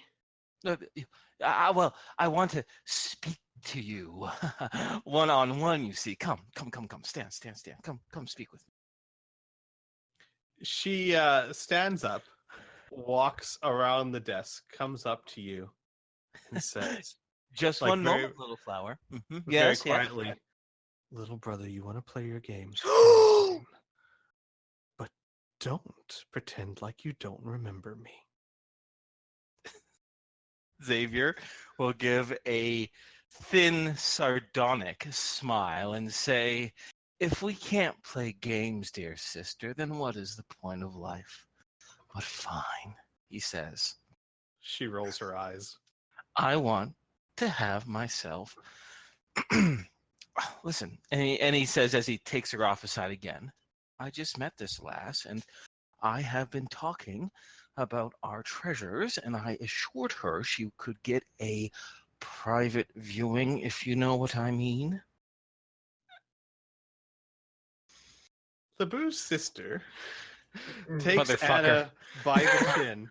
By the way, Xavier, no adverse reactions from her when she gets close to you. Good. Yes. Good bueno. Takes Anna by the chin with her hand, like tilts her up, tilts her left, tilts her right, sighs, and goes, "Right. And what's your name?" Annabelle Star. Prodieski. Annabelle Star. Side eyes, Piph. Or not Piph, Lucas. No, that's in character. Like, how dare you tell my real last name? She narrows her eyes, and then she opens them again and says, "Well, brother, the strike we discussed is about to start, so for the life of me, please just be charming until they go." Okay. And she will walk away from you loudly saying, "Oh, Your Highness," as if you'd forget, and like go back to where she's sitting. And Xavier will move off to one side of the of this room here, along with Annabelle, and he'll give his boastful smile and a small nod to people as they exit the museum. Actually, as that happens, you see the guards begin exiting out of the museum. All of them walk up, place their sidearms on the desk, Mm-hmm. take off their hats, Mm-hmm. and then stare directly at you, bow, and walk out of the door. Wonderful. And I'll give a polite nod to the proletariats as they pass on by. And with that, the door closes, and the lady at the desk goes, huh. And she looks directly at Isaac and Lucas and goes, I am so sorry. It would seem that we're going to have to close. I hope you understand, and I do hope you come by later to view our fine artifacts. No, they're with me. They'll just wait out here for a few moments. My father's super protective, unfortunately. She looks back at you and looks to Xavier. Brother, she's talking to me. I know, I'm sorry. She's so new, my dear sister. And now you can understand my desire for some privacy. Let me talk some sense into her silly young head, as he will pull Anna aside, and he'll start whispering towards her, making it look like he's being very stern and whatnot. He's going to say, okay, if we can fool. Listen, just ask the other two to leave now, and we can keep on going. So far, so good. Then he gives a bit of a smile. And he says, there we are. No more confusion whatsoever, right, Annabelle, dear? No. Good. You see, Lucas and Isaac, you would see that she, the receptionist, obviously LeBeau's sister, starts typing away at something on her desk. And after a few seconds, she goes, Brother, perhaps you could explain something to me. And she holds up a crop of surveillance photos from Frontier Station. Why are you seeing the girl that you are saying is going to sue you and attempted to kill you?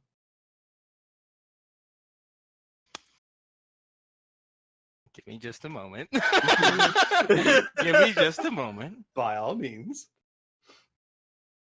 He says, ha. Oh, you are a clever one, sister dear. Oh, I would hope I would not have to explain this to you, and I would have hoped that our dear family wouldn't have to know, because Lord knows you will hold this above my head against mother and father. If you must know, he says, as he separates from Anna and moves close to speak with his sister. This little twerp that I'm with has some information on me. She has tried to blackmail me, first at Frontier Station.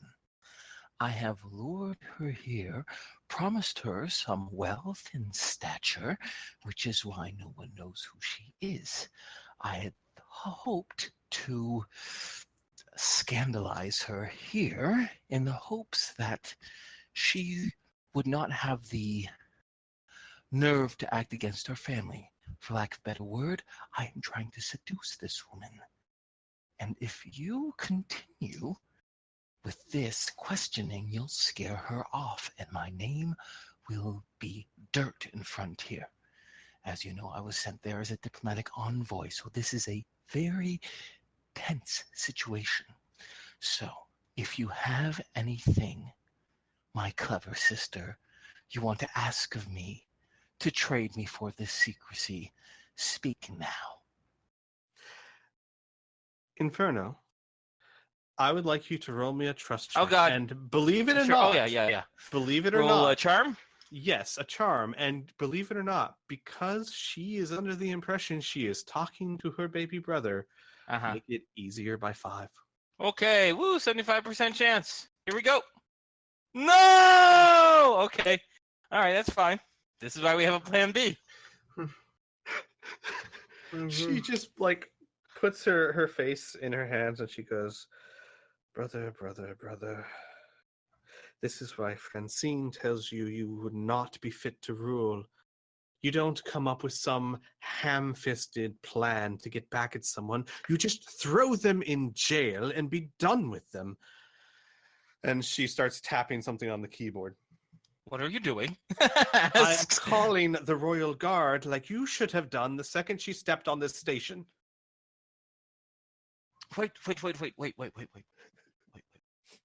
What if, says Xavier, what if I arrange that she has an accident? That way no one will know anything. Go with me on this. Let me gain her trust by showing her off here and giving her the night of her life. And then when we retreat out to the exterior of Noble Station, she'll have a small accident by one of the airlocks. Maybe while I'm out inside gaining her trust, you can arrange that accident for us? I would be ever so grateful. Real quick, Anna. Anna, I'm going to address you real quick, but I want you to know that Xavier has been talking quietly. She's been talking loud enough for everyone to hear. So Okay, that answers one of my 2 questions. Yeah. So because she's kind of exasperated by all this, so you can hear what she's saying at least, Anna. So, what was your other question? Essentially, is there any way that, like, without, like, from, like, behind him, can she just be, like, glaring, like, in an intimidating way? So it's, like, Glaring not at trying her? to... Yeah, just, like, why are you stopping this kind of way? Because she can't hear what... Because she... Oh, I see. Yeah, Yeah, it's She still... doesn't know I'm plotting your death. She's just All right. like, why won't you let me have happy Okay. Also, go how did ahead. she... Out of curiosity, how did she recognize her with, like, her with a wig on and just, like, completely different, like, facial makeup and stuff? She has a wig on? Yeah. I don't recall you saying anything. I said she was putting on the makeup. wig from the other house. Oh, did you? Yes. I must have completely missed that. I thought you just had Lucas put makeup on. No, she's wearing a could blonde just say wig. she's really good. Yeah. You know what though? I'm gonna be very fair. I didn't have her roll for anything because I thought there was no wig. I'm gonna actually have her roll to see if because she got very close. She got a very good look at you. But Oh, yeah, with the chin and everything. Yeah. your disguise was a bit better than I was under the impression, and I do want to be fair. So I'm gonna have her make a check. Oh, we might retcon a bunch of this. Okay. We might retcon a bunch of this, yes, because I believe in fairness. That's good. That's good. I'm just gonna go. Good with GM. Have a her- treat. I'm gonna go with her IQ times 5. That's just basically the only thing I can think of because there's no Makes like sense. identify person skill. Give me a second here.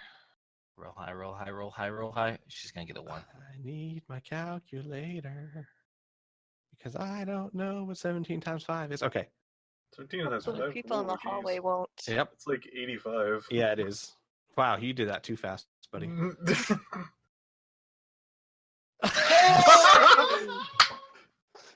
Clappa! Christ. So we're going to retcon just a small thing or two. So what do you want to go back to? Anna, thank you for pointing that out. My apologies for missing it. We're going to go back to when she sits back down at the desk and the guards leave and you pull and she told the civilians to leave and you were talking to Anna. That's where we're going back to. Oh, yeah. So she's like, why is she talking to me like why is she addressing me? Right, yeah, brother, She did she's that talking part. to me. Yes. Yeah. Okay, so Xavier will put it aside and he'll say, I think things are going very well. Just apparently she doesn't like when you address her. So talk to her through me. Maybe that will be safest. And it's probably best to let our other 2 friends go. That sounds extremely pretentious. Maybe it's better if I just don't say anything. Sure, just look like, by the way, awesome dress. Xavier says, giving you like You a bought small it. thumbs up. I know. It says, Xavier, I have great taste. But you wear it very well. Okay, with that hilarious exchange, you bought it. Hang on. Isaac just got back. Isaac! We had to What? retcon a bit. What'd you have to retcon? So I did not know that Anna was wearing a wig, which would make her less easy to recognize. So, in sake of fairness, I had LeBeau's sister roll a check for it, which actually was a fairly hard check to fail, given how close she was to Anna and how smart she is, and she failed it. Cool. So she needed to get below an 85. She rolled a 93. So we are retconning back to that To where I moment left. You Yeah, exactly. So you missed nothing. I missed nothing. You missed Fantastic. Nothing happened. It's fine. But now you have booze. Everything is normal. Yeah, But now you have booze. I have rum and coke. Oh, hey! You're in the Canadian dimension now. Okay, anyway. Anyways, so, Squee, we're back in. Got it. So she looks back to Xavier. Mhm. And just expectantly.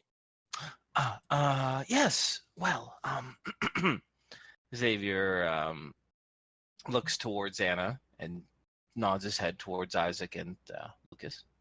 And I'll just drop her head. Gentlemen, we won't need your services this very moment. Our family is extremely well off when it comes to security. If you could please wait outside the door, your charge and I will be back in, what do you say, darling? 20 minutes? Maybe 30? Bites time. Like, I'm not gonna break character, but I'm gonna I'm gonna hit you in the shoulder when we're done. All right. Anyway, LeBeau's sister shakes her head and she says, "Look, I have a strike to deal with, baby brother. So if you want to play your games, fine. I have more important things to do. But there is a reason why my portraits aren't shown. Don't blow my covers." Don't you worry. Nothing will get blown, he says, giving a small snort at the double entendre. Oh, now you're getting punched later. Says Xavier, as he looks slyly over to his date, as he looks over to his sister. And speaking of games, I would very much appreciate it if you ensured that no little sparrows were peeping in, especially little digital sparrows on the camera. I don't need you blackmailing me later. She gives a frustrated sigh and she says, "I don't control the cameras, baby brother. Maybe you should talk to, I don't know, a worker or something." Workers. Burn. And Piph, what are your characters' physical beauty scores? Mine Oh, jeez. is 19. Okay. Lucas? Mine's a 14. Okay. She gets up and she starts to walk out. She actually stops and looks Lucas up and down, Isaac up and down, and goes, "Actually, what are you, some sort of bodyguard?" Yes. "Oh, sweetheart, you are in the wrong line of business. Follow me." Seduce and her. walks out of the Seduce my museum. non-sister. Okay. He'll follow her. Okay. And she walks out of the museum. All right. Well, have fun with that, Isaac. Xavier's going to head over to the command console. I'm going to try to find some sort of security intercom button. I need to talk to one of these workers my not sister was talking about. You mean all the workers that just walked out the door? Uh-huh. I'm assuming there's some workers that are still monitoring the cameras, though. All right. You find an intercom and a console that goes to the back room. Yeah, excellent. That's what I want. Yeah, bingo, Okay. bingo, bingo. Press it. I'm going to be like, could you please send one of your worker representatives here to the front desk? I have something I would like to discuss with them. There's no response. Hello? This is the voice of von Merchenstein LeBeau. If you can hear me, I suggest you respond post Heist. There's no response. One more time. Third time, and if someone doesn't come here promptly, then I will ensure that your own gonads will be bronzed and wearing my next Sunday attire. No My response? character, I so wish there was someone there to hear that. But as a GM, no response. Good. Xavier says, coast is clear. Let's go, Sugar Plum. as he says, as he guides Anna to the to back here. Can we get through these doors? You, sir, are going to have to find the controls at the front desk to do so. Anna, help look. Yeah, that's gonna go mess with Top controls. qualities. Roll roll a computer operation check. Oh, I have that too. Yeah, I'm going to give you a penalty of 10 because it's a very Okay. complex board, but really, computer operation is all you need. I have 95. And I also succeed by a significant amount. I succeed by 30. You 6. succeeded more than I did. Perfect. It takes you, actually about 2 solid minutes of kind of like, is this button? No, okay, is this one? And then finally, you get the right button. It's very nondescript, which makes good security sense, at least. And Fair. you get both doors open. And I would admire that. Okay. All right, so we get through the doors. We guide on through. And then once we get through, is there a way for us to shut the doors behind us? You'd have to go back out to the console. God damn it. Forget it. All right, we'll keep the doors open. With Just that, do you guys can't mind do- if I scoot on over to the other two for a moment? Yeah, sure, go nuts. All right. Then we will Lucas, do our thing. first things first. Lucas, what did you do when you were asked to leave?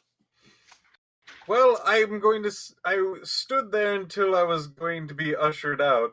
Did she actually, take any notice of Lucas still just standing there? Yeah, she would have if you didn't actually leave, yes. Then he would have probably then left to the hall. Okay. Or wherever the outside of this is. Okay. So basically, you would have seen her walk briskly away, Isaac following? Yes? No? Yeah. Okay. You would have seen her walk briskly away with Isaac in tow. Literally having her finger up and her hand up and finger crooked. Okay. He's still All right. following. Okay. Before we get to you, Isaac, I'm going to go over to Lucas real quick. All right. So what do you do? I'm in a hallway by myself. Uh-huh. Uh-huh. Is there other people walking around? Mm-mm. Just an empty Nope, hallway. Very quiet. Is this door was it noticeably locked? Was there a sound or whatnot? Yes. When she left, she would have closed and locked the door. However, well, actually, I don't know. Do you have any sort of skills that involve electronics or locking mechanisms at all? None. That door was locked. That's all you All know. right.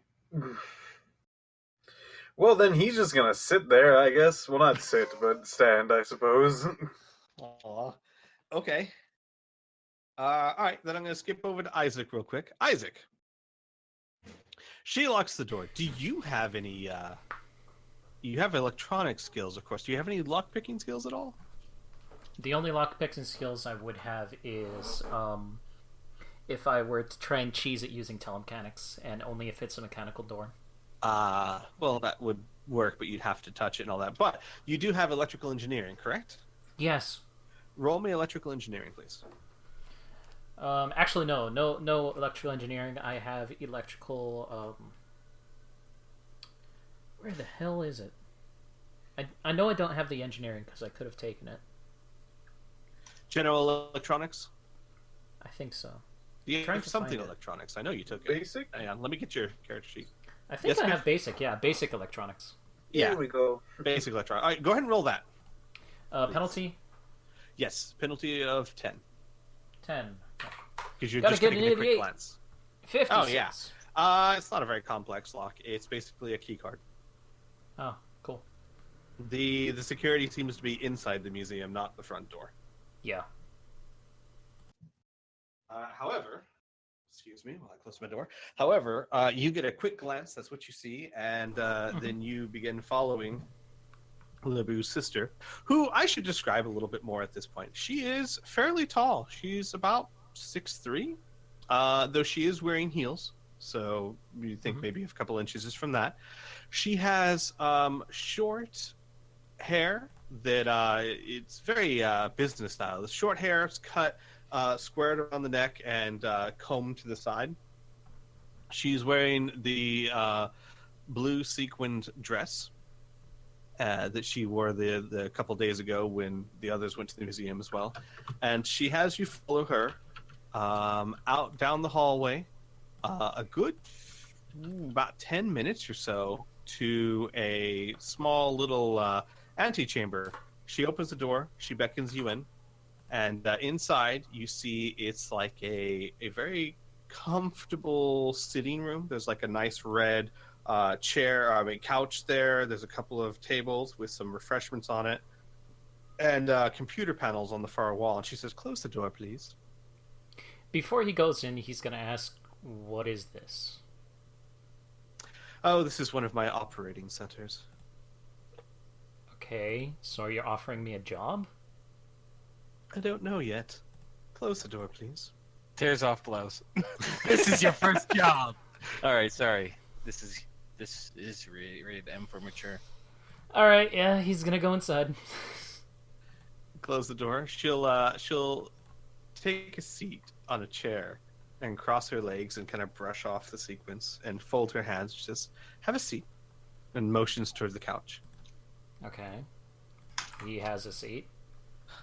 What do you do exactly, Mr. Trajkowski.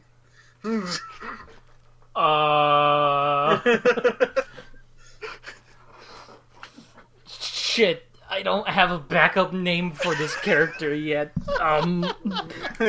Mr. I always almost have a backup for your I did fake character. Annabelle. My name is Isaacia. I was almost going to say Andrew Brown again. Hey, Wrong world. Don't feel bad. Don't feel bad. Mackenzie's name is always Anna something, even when she was the detective. No, the last time it was Anastasia. Maribel. It was Maribel. That's right. Annabelle, Maribel. Oh, No, it Maribel. was Patience once. Yeah. Oh, because it had to be a P. You know, You can be he's going to- Mario. he's going to respond with Adelum Tabaris. Adelum Tabaris. Yeah, his father's name. She pauses, squints her eyes. That sounds Atlantean. And then she says to you in a language that you've never heard someone speak to you before. Not in your recent memories. She says to you in Atlantean, "Are you one of those?" And it's kind of broken. It's not incredibly... It's fluent, but it's a thick accent.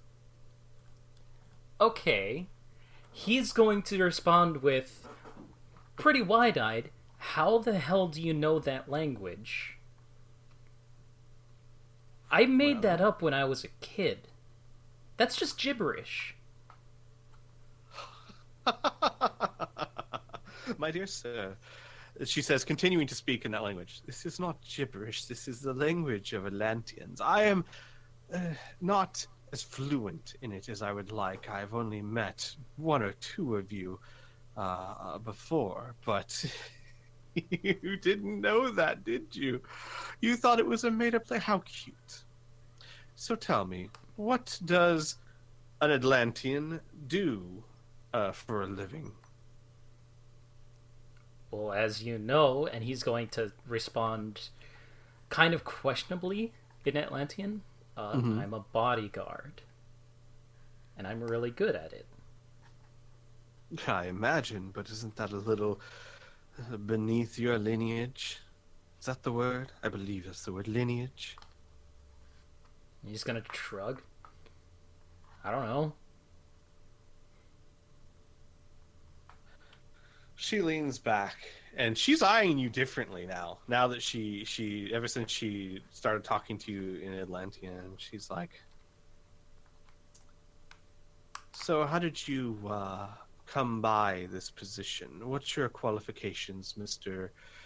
Uh, I'm sorry. What was your last name again? Tabarus. Tabarus. Yes. What are your qualifications?" I'm really good at shooting guns.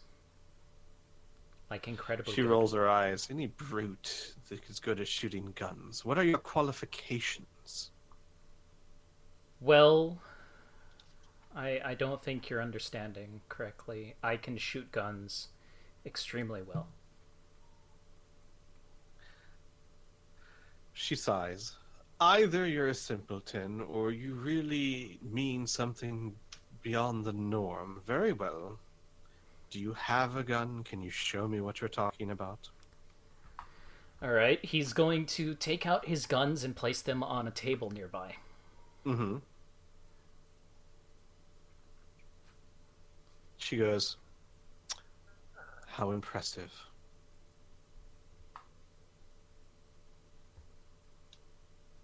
Okay. She's starting to look somewhat bored. Here, and he's going to motion with his hand, and one will just fly straight into his hand and cock back. That's one With trick. that, her eyes open a bit wider. I know several more. Like. And you can see she's staring at you intently now. I don't want to show my whole hand right now. What is this? She presses her lips together in a thin line. She goes, "This is an interview." For what? I haven't quite decided yet. But the possibilities are interesting. Okay. I mean, as long as... Listen. As long as things don't get really creepy or anything like that, I have a girlfriend. Okay? She dismissively waves a hand at that, but doesn't say anything. Alright. And I guess we can go out of character and just say he starts showing her different tricks with his guns. Sure. I'm sure you do. So you show her different tricks with your guns. She starts paying rapt attention, and even at one point, like, crosses her legs the other way.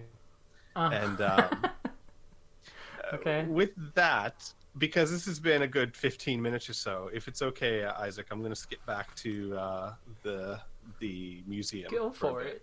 Okay. As you conclude your interview. Back in the conclusion? museum. Hold up. No, not quite the conclusion. I'm saying as you conclude.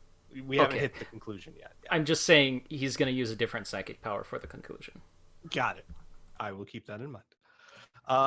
Back in the museum. Anna, Xavier, you are in there.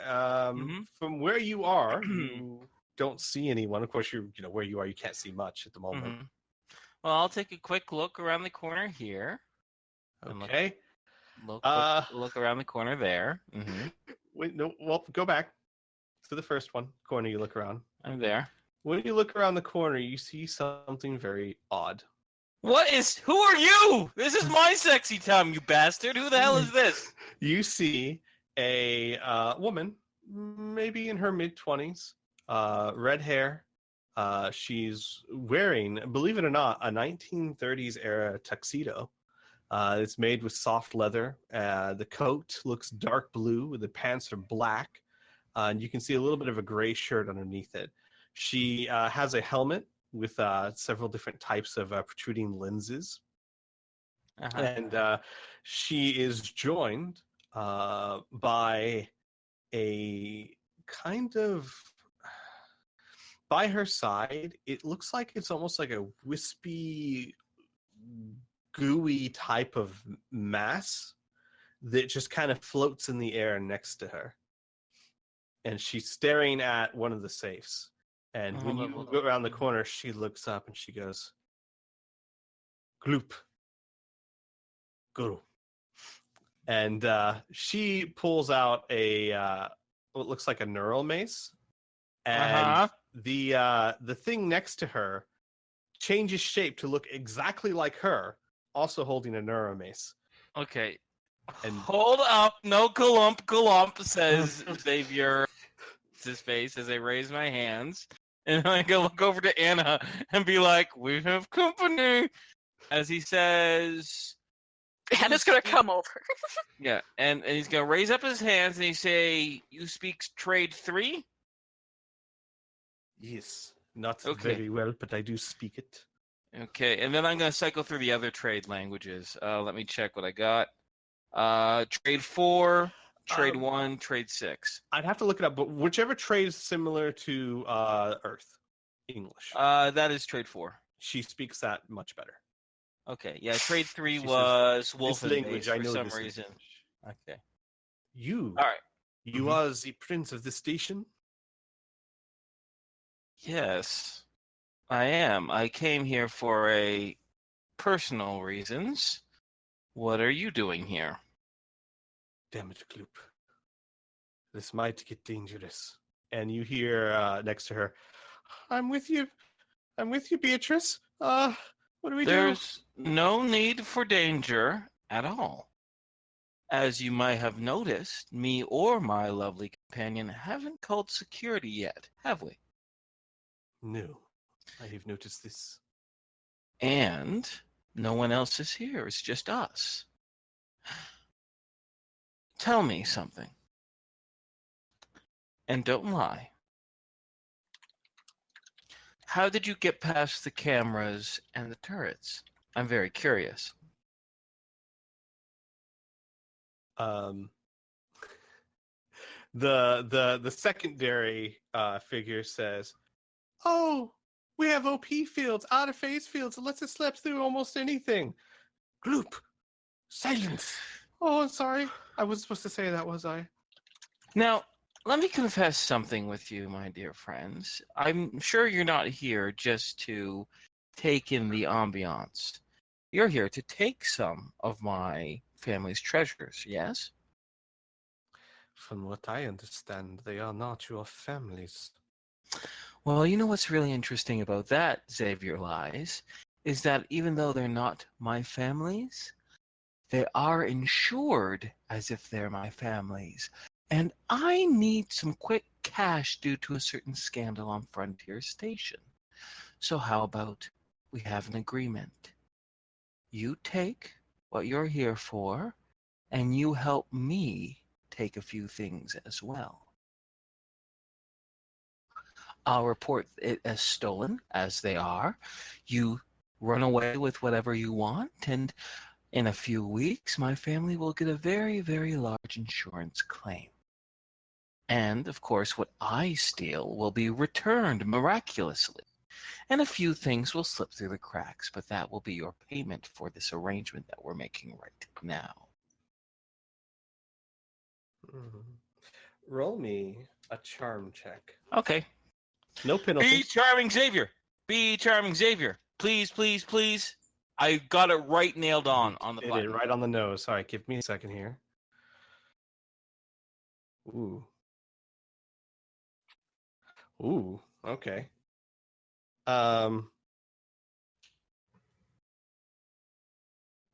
She puts up the neural mace, and she begins to walk towards you, and she says, "It is strange that the supposed owner of these items would not instantly have me weaponized."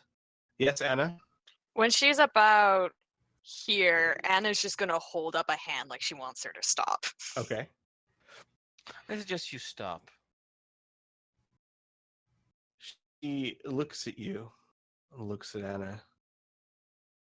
In fact, from what I understand, the monarchy has numerous monies, which the royal prince spends quite handsomely.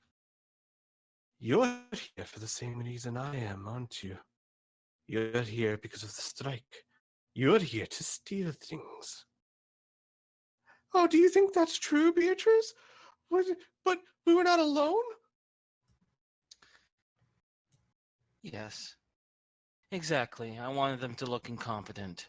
You saw through it. Good for you. The only question is how can we both come to an agreement and get what we want? We clearly are in a position here, a very precarious one. We can either screw each other over, and I imagine we can do that quite badly, or we can go the easier route and help each other out. We don't have much time. My dear, he pauses, security is distracted, but they won't be forever. You need to decide right now what's worth it. To let me get what I want, steal what I want, and you steal what you want. I am not opposed to this. Good. I am here on a job. I have 3 things I need. But Point them out. Shield man, not so fast. I point these things out. Maybe you think they're more valuable. Then I'll point out the one thing that I absolutely must have. Sound fair? She nods. And then I will point to the bracelet. I'll leave this bit up to random chances. Anyone, please roll me a D100. Anna, go ahead. You know, I don't know if she can understand this kid already got it. conversation at all. You can speak English, Earth. Okay, is that what we're doing? Yes. Okay, then great. Kid 69. All right. 69. I love it. Both of you are like, oh, sorry. Oh, sorry. We'll go with the first person who did it. She goes, oh, this is big problem. Job has that as one of 3. Bracelet. Yes. She narrows her eyes. Are you sure there is nothing else here you'd rather take?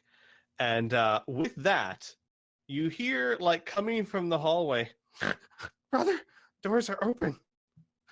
Why? I don't know. Quick, be quick. Hide, he says, spitting it out to the other 2. As he drags over, he drags Anna over here, and then he's gonna say, "I'm very sorry for this," and proceeds to go kissy face. Go Yeah, kissy fair. face mode. Yeah, fair. You hear go, Beatrice, they're doing that thing.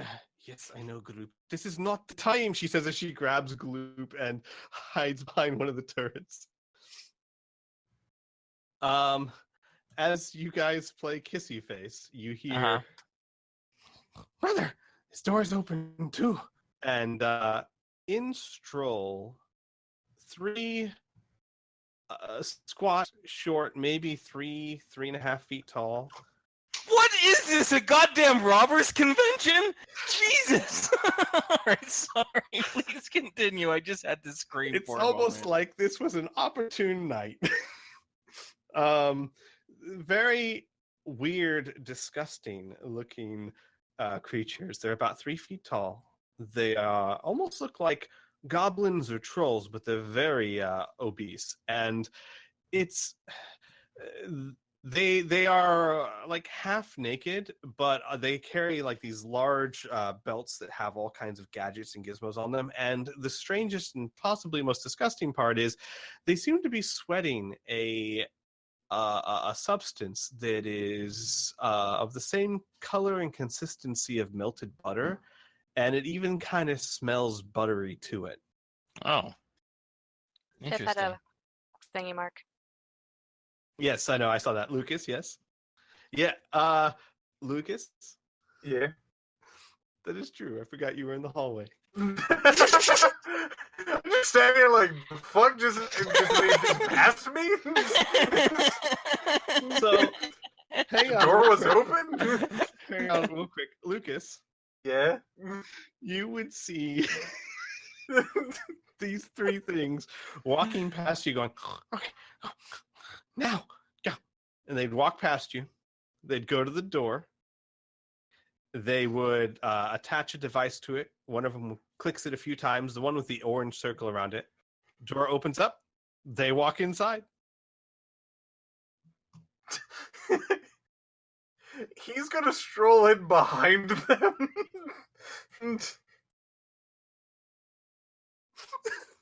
They don't notice you. Actually, roll me a prowl check. Oh, This yeah. is insane. We're the ones drinking.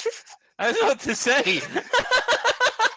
All right, yeah, they don't notice you at all. They get in there and go, all right, security, take the cameras down.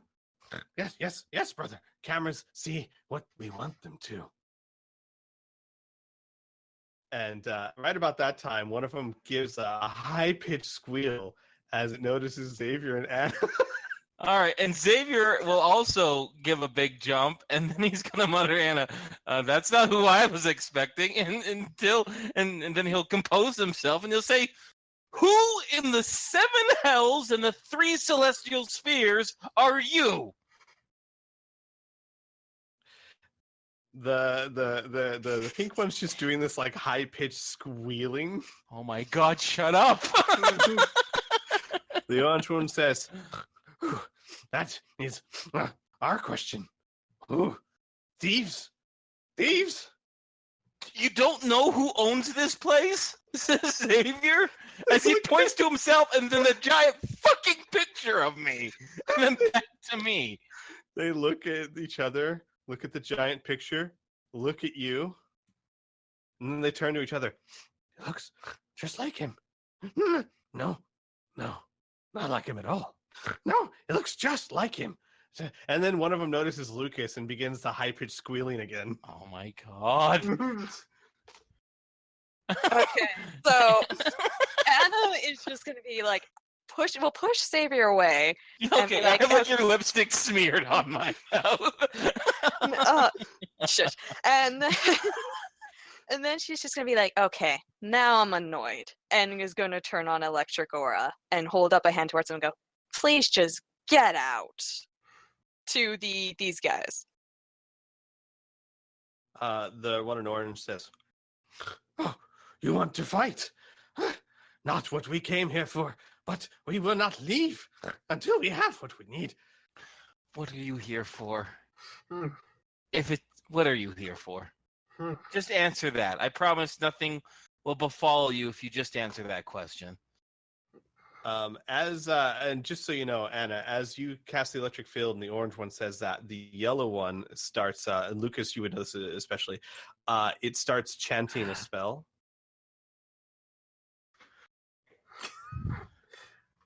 Can I bonk it on the head and go, Pop. Well, if you want to do that, I'm gonna die. Oh, I'm dizzy. It might be the alcohol. Initiative. Not that we're necessarily in combat yet, but this is very much an initiative type of thing. Sure. I have to say, Squee, I did not expect this, so I'm very entertained right now. No. When I mean bump, chasing. I mean like a cartoonish, distracting thing, not trying to bludgeon him. Okay. In that case, I'll hold off on initiative for now, for the moment, because that's hard to be interpreted as a violent act. You bop it on the head, and it stops, turns around. They already noticed you, but I guess they didn't expect you to be so close. And Not the the yellow 5 one Lucas. goes, "Brother, they're multiplying." And you hear from down below you, "Oh, what are those?" And the miasma thing that had changed into the shape of Beatrice turns into one of them. "Oh, is this Beatrice? This is different." And Beatrice just rolls her eyes. "This is ridiculous." And say that again. Do you know them? She shakes her head. "I don't know any of you. I Okay. just want what I came here for." Which brings us to the other important point, says Xavier as LeBeau. You 3, what are you here to take? Just tell me that. Someone, Lucas points at himself. someone roll me a D100. I don't want to just make this decision. Okay. 89. Okay. The orange one points to the obscenely large ceramic disc that's bigger than all three of them put together. Is that one of yours? Coming to take that. Yes. Yes. But, and the yellow one says, but they see us. Owner, they hunt us. Must not have that. No. No. Oh no, says Xavier. I got bad news. Those two are after the exact same thing. I guess you'll have to just deal with them as he slowly backs up. That's a shame. Oh, come here. Gloop in the shape of those goes, what? Beatrice, you didn't tell me we were after that. Because we're not. Oh, you're not? And she looks at Xavier and goes, very clever. I tried. And the pink one is looking from Lucas to Xavier to Anna to them. Brother, what do we do? Okay, says Xavier. I don't know, brother. Lucas! The pink one levels a finger at Lucas. You, not brother. Okay. Lucas looks upon. Brother? All right. In front of all Xavier, these people. Xavier says, let's just have honor among thieves, okay? Everyone goes for what they want, and may the best person win. 3, 2, 1, go! And then Xavier like gesture to Anna to get to free kid. Hang on 1 second. Okay, actually, no, I'll let you free the kid. The kid, yeah. The kid. The kid. Our weapon. Our secret weapon. But Xavier, I need you. I know you've been rolling this a lot, but I need you to roll one more charm with a 20% penalty.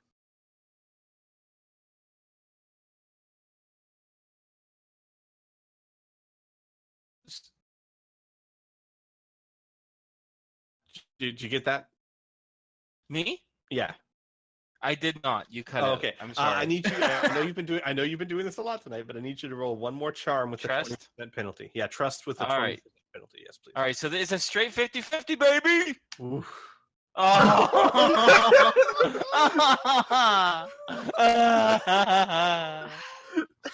I hate this game. I'm never gonna play it again.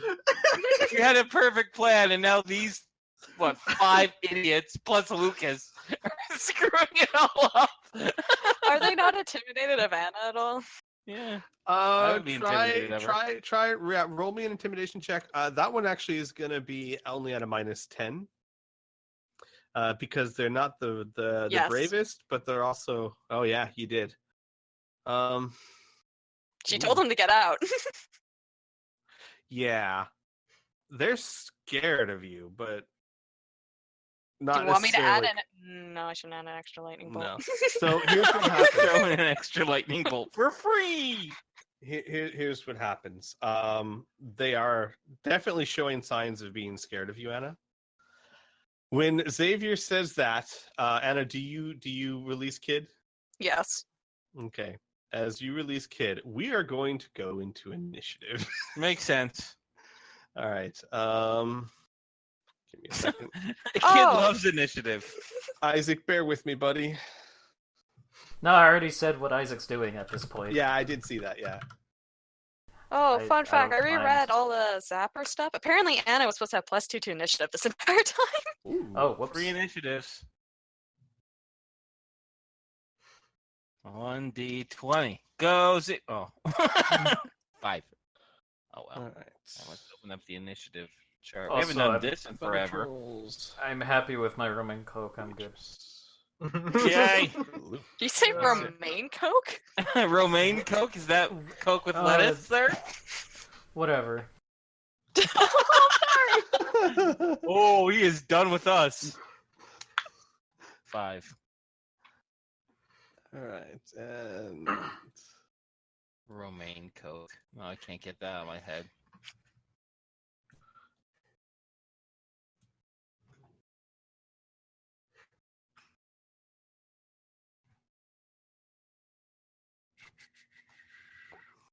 oh wait, why am I putting X's instead of T's? They're right on everything. Go.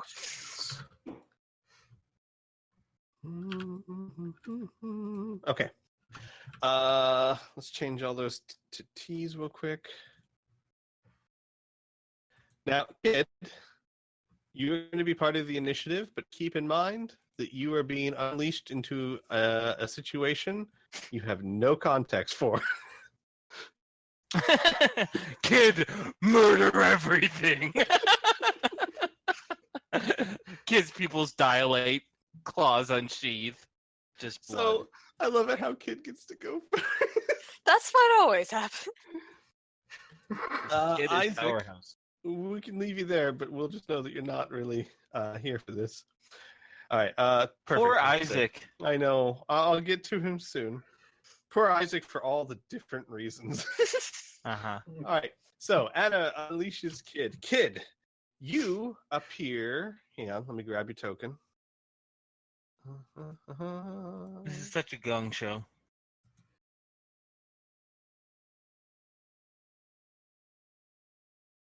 You go appear right there.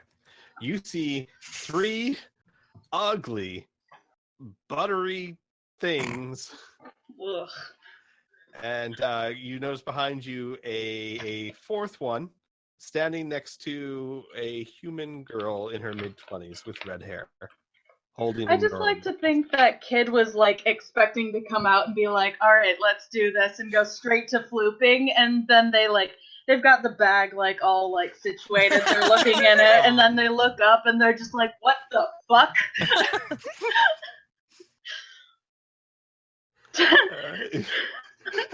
Is that your first action? Pretty much just like acknowledgement from my companions, like our enemies or friends or I mean, I can do kill a or paired no. action if you want. I can do a paired action, but I'll use up an action to direct what you need to. I mean, to shout.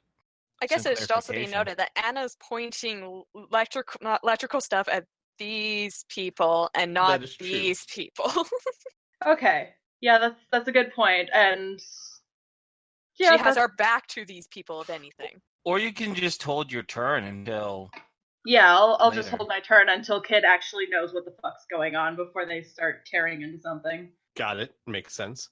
All right. Then it's Beatrice's turn. Beatrice makes a dash Uh-huh. for this safe. Yep. Oh, that bitch. God damn it! All right. That is going to be her action. Anna. You know what? I'm just gonna say, like, she's gonna look at the slimy bros and be like, one last time, get out now. Hmm.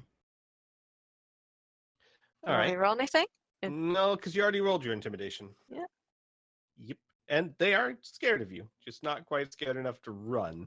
But it will affect them, or affect what they do. Lucas.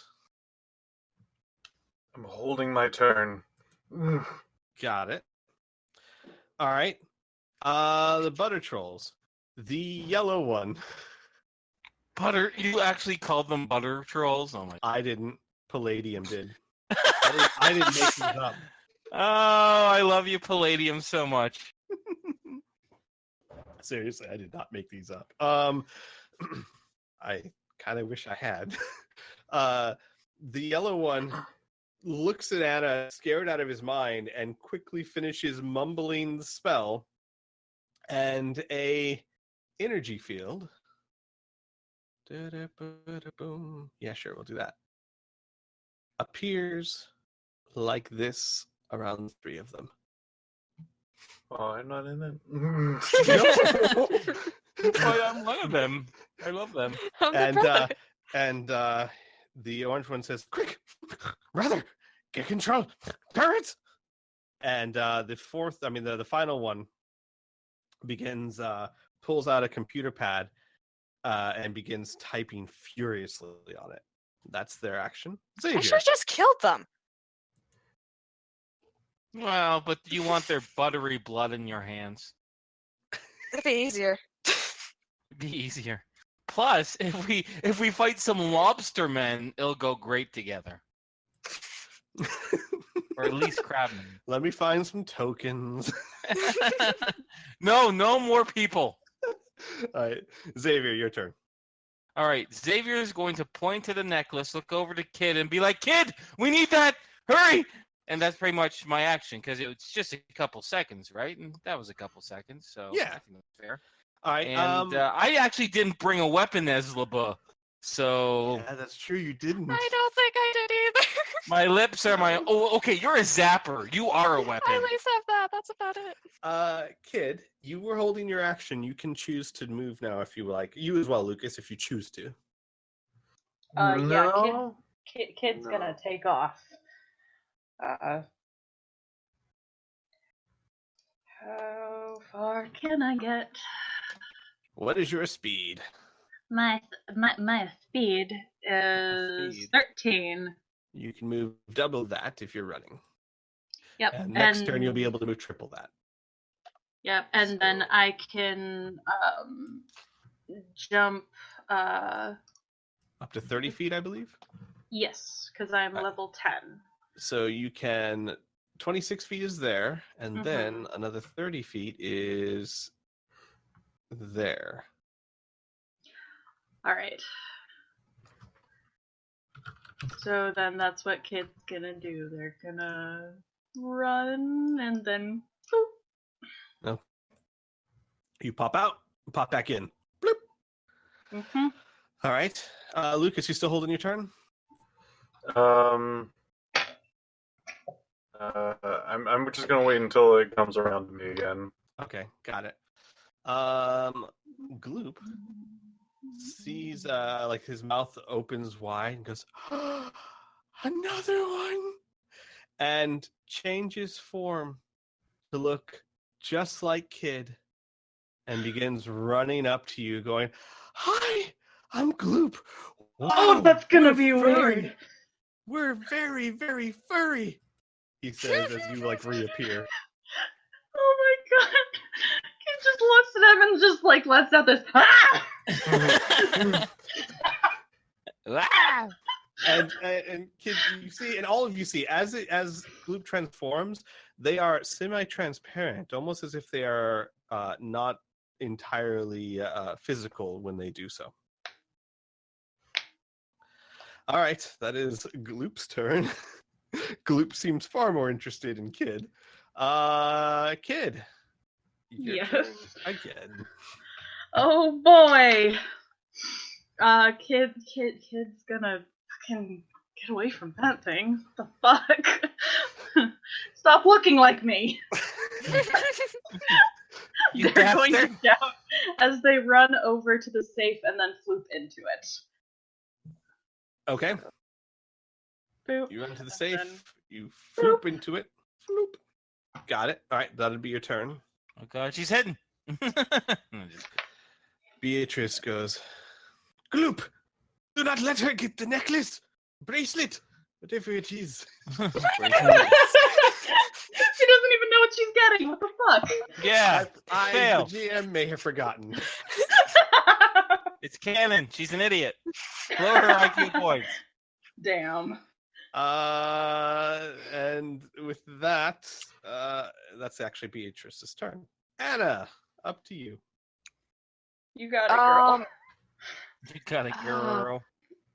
Shoot. Please don't let the turrets shoot. So they said they were going to mess with the turrets? Yeah, they did. Ooh, shut off the machine that they're using. If they Can can't? I through their field? Hmm. Doesn't work through force fields, I'm afraid. Boo. It's almost I like turn off the GM knows generator? this shit. Hmm? Can I turn off the generator? Not from your visit here before. You found you recall that it's incredibly shielded from your ability to sense the electricity, which I'll note again was a new thing to you. You're not familiar with that ability. We're in the Well, with future. the exception of force fields. Wait, no, we're not in the future. What the fuck? Well, I mean, We're not yes, in Anna's future. We're in her past. you are, but you're in her past. Yes, My brain hurts. I know. I know. Says Squee with no sympathy. How high is their force field? Just above their heads, so maybe 4 feet. They're still taller than Kid. Not How well tall is the creepy. turret? Turrets 3 feet, maybe. Can I hit the generator with an electric bolts? Yes, you can. However, because your character would know this, you know that is a backup generator. Without the main power being Damn shut right. off, the backup generator is not used. That's a good point. It'd be pretty shitty design if the actual generator was in the room you wanted to break into. Be like, oh, this is easy. Shoot. I don't Use your really want turret. to shoot the electrical bolt straight at them because Lucas is right. I guess I would have shot right past Lucas anyways. So that's a dumb argument. I don't know how to take out the turrets right now unless I just blow them up. That sounds like a bad idea. Well, what's worse an idea is having them shoot us. Yeah, So, no, I'm trying to listen think to of your what heart. to do. I'm gonna try rationalize with the redhead. That's my goal. Can I hold my turn? Yeah, you can hold your turn. 'Kay. All right, you hold your turn. Lucas. Lucas is gonna do a spell. Good thing this one's a quick one. Quick teleportation. Yay, Ooh. Lucas! I know this uses a lot of your Two- PPE, but beautiful. To where? And I think I know the answer, but to where? Inside this bubble. Oh my god. Inside Hello, this bubble. Hello, my new Okay. friend. You're gonna have to scrunch down, I think. Yeah, so here's Yeah, what I'll no, tell he's you. gonna scrunch. There is room to do it. You are going to be pushed up against them because there's literally, That's 2.5 fine. feet in between you and the wall. That's fine. All right, go ahead and roll to see if it works. Works like a charm. Works like a charm. Okay. Brothers! You forgot me outside the portal. That's what you're doing as he rakes his hand across the keyboard. All right. I want to be fair about this. Do you have the trust ability? I do. I would like you to roll it at a severe penalty. We all do Okay. except for Kid. Please roll it at make it harder by 40 because the chances of them believing you're one of them, not impossible, No. but no. But No. no. But I felt, be fair. All right. That's gonna burn one of your actions. Yeah, surprisingly, trolls. only just one. It is very quick. Yes, it is. Butter trolls. The orange one Butter steps back trolls. from Lucas and says, "Brother, again." And Lucas, Ye- a force field appears around you. inside Oh, the force ow! field. You are now enclosed with a little room to move, but you are enclosed in a force field within a force field. I wish no one taught you the force field ability or the goddamn adhesive carbon ability, Squee. You become a monster. I don't know what you're talking about. I yeah. am simply a GM reflecting the world around me. That is their turns as the pink one. I will say this: the pink one has to start over. Lucas swiped the keyboard. He makes a high-pitched squeal and then just starts over. Xavier.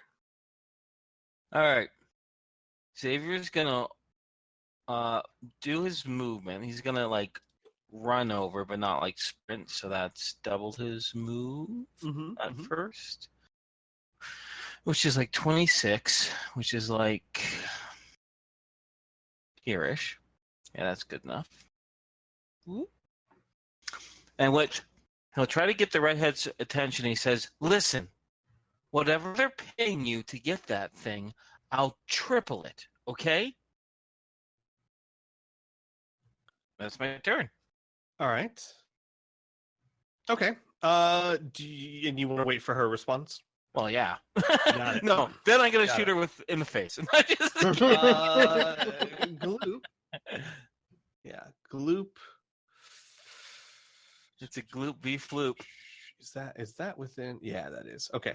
Gloop is going to turn on the phase belt and dash to Kid and float in here and turn off the belt. That's its turn.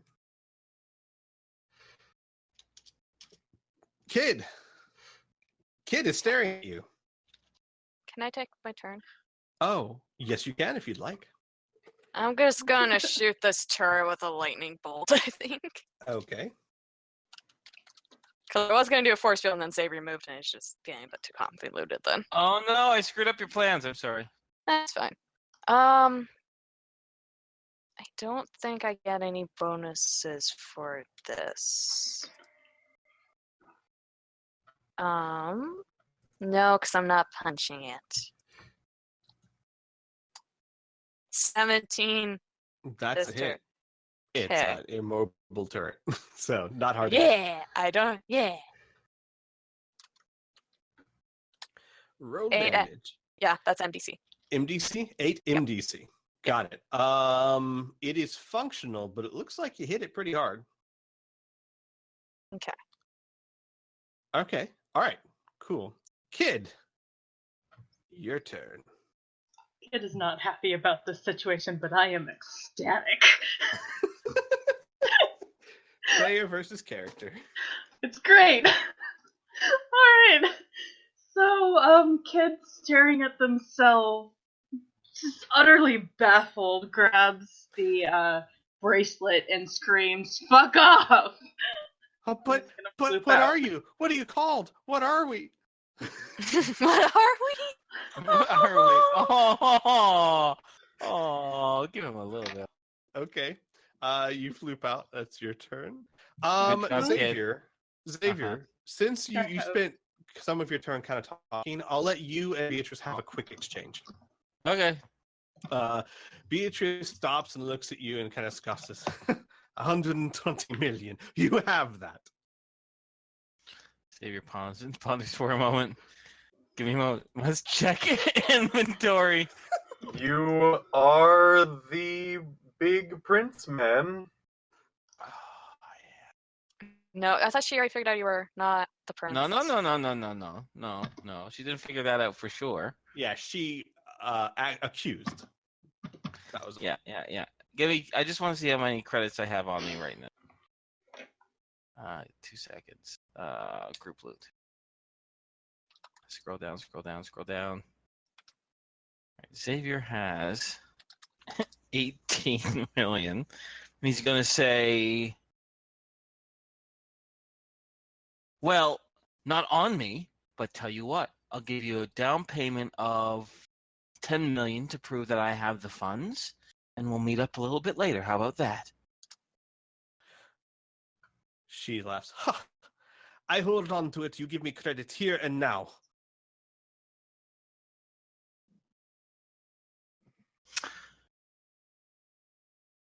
I'll give you one response. Yeah, just give Inferno just a moment here. You want to wait until your turn comes up? Okay, I think it was coming up now, though. Pretty close. Well, we got Anna and Lucas and Butter Trolls, and then you. Okay, yeah. Then give me until then All to right. keep things moving. All right, Anna, I'm gonna shoot the same turret again. do it again. That's a good song. I like the turret shoot song. That is a 2. That's a miss. That is a miss. That is a Fuck me. horrible song. I'm going to roll damage for the wall, I'm guessing. Yes, please. Oh, the song's getting worse. 5 MDC. All right. You leave a scorch mark on the wall, but the wall seems to be made of much sterner stuff. Did you learn this from me? Singing Most your movement? likely. I learned it from you, Dad. I learned it from you. Bubble in a bubble boy? I like to cast a spell. Yes, please. I'm going to cast Spoil Concentration on the one on the keyboard. What is the save? Is it just a Standard. standard save? Well, he's not a magician of any kind, so... No! Absolutely does not save. After What the spell happens? is like 13, 45, E42, 17. I can't concentrate! He starts getting very frustrated. Speak of the devil, it's their turn. Their turn is spent.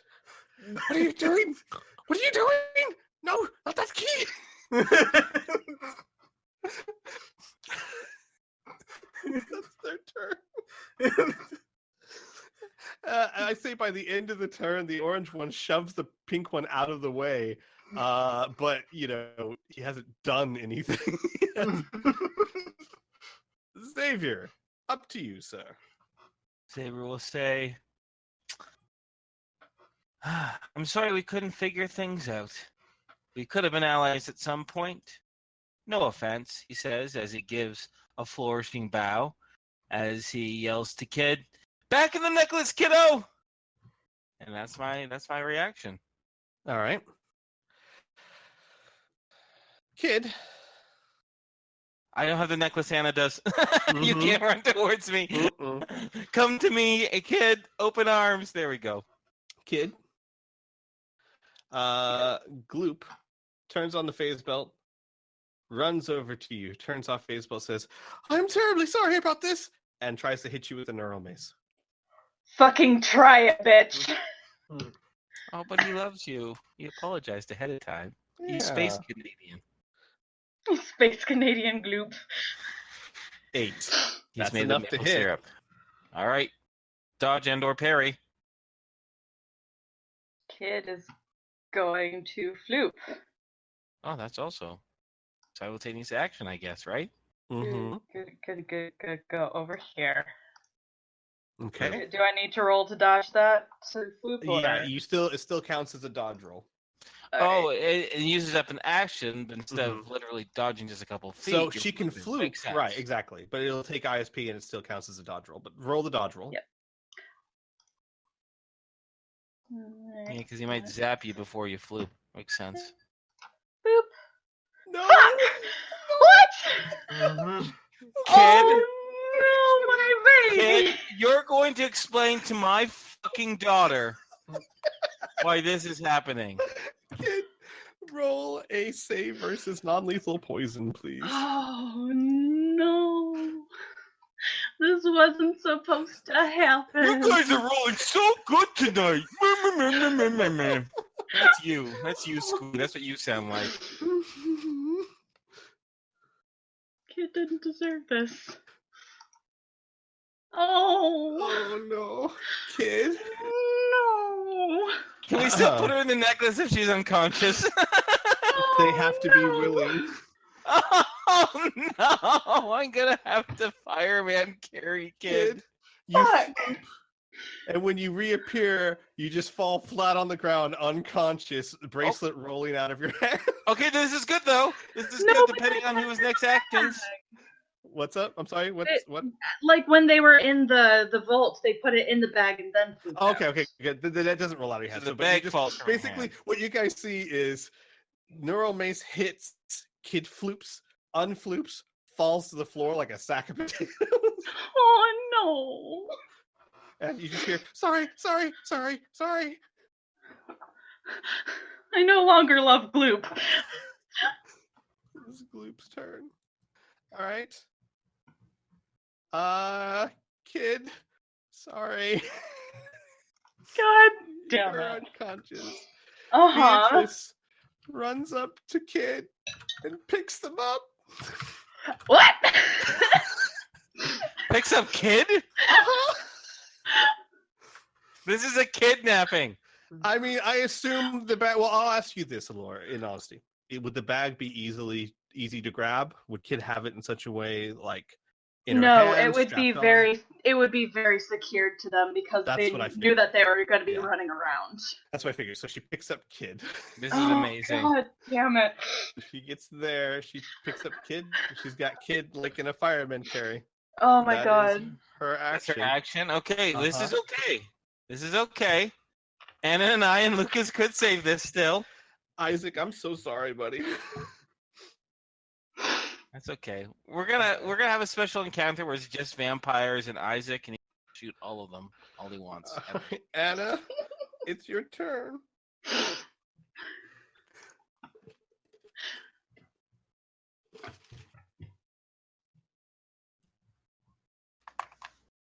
You missed again. Anna. Why are you screaming? This is Anna, awful. You're muted. You're muted, yeah. But you missed whatever you were trying to do, I think. Oh, that's great, because I screamed, fuck me. Oh, What were you trying to do? I was trying to do paralysis of the arm on Petrus. Oh, well, no. Womp womp. Well, no. It's okay. Anna's angry. Anna's angry. I'm Anna's very angry. angry.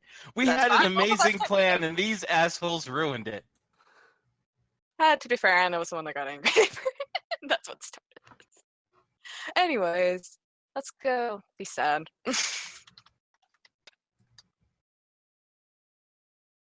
All right. Give me a second as I look something up here. Isn't it Lucas's turn? Yes, it is. I'm just trying to see how something works. And it is not very clear. So I guess that's a GM call there. All right, Lucas, your turn.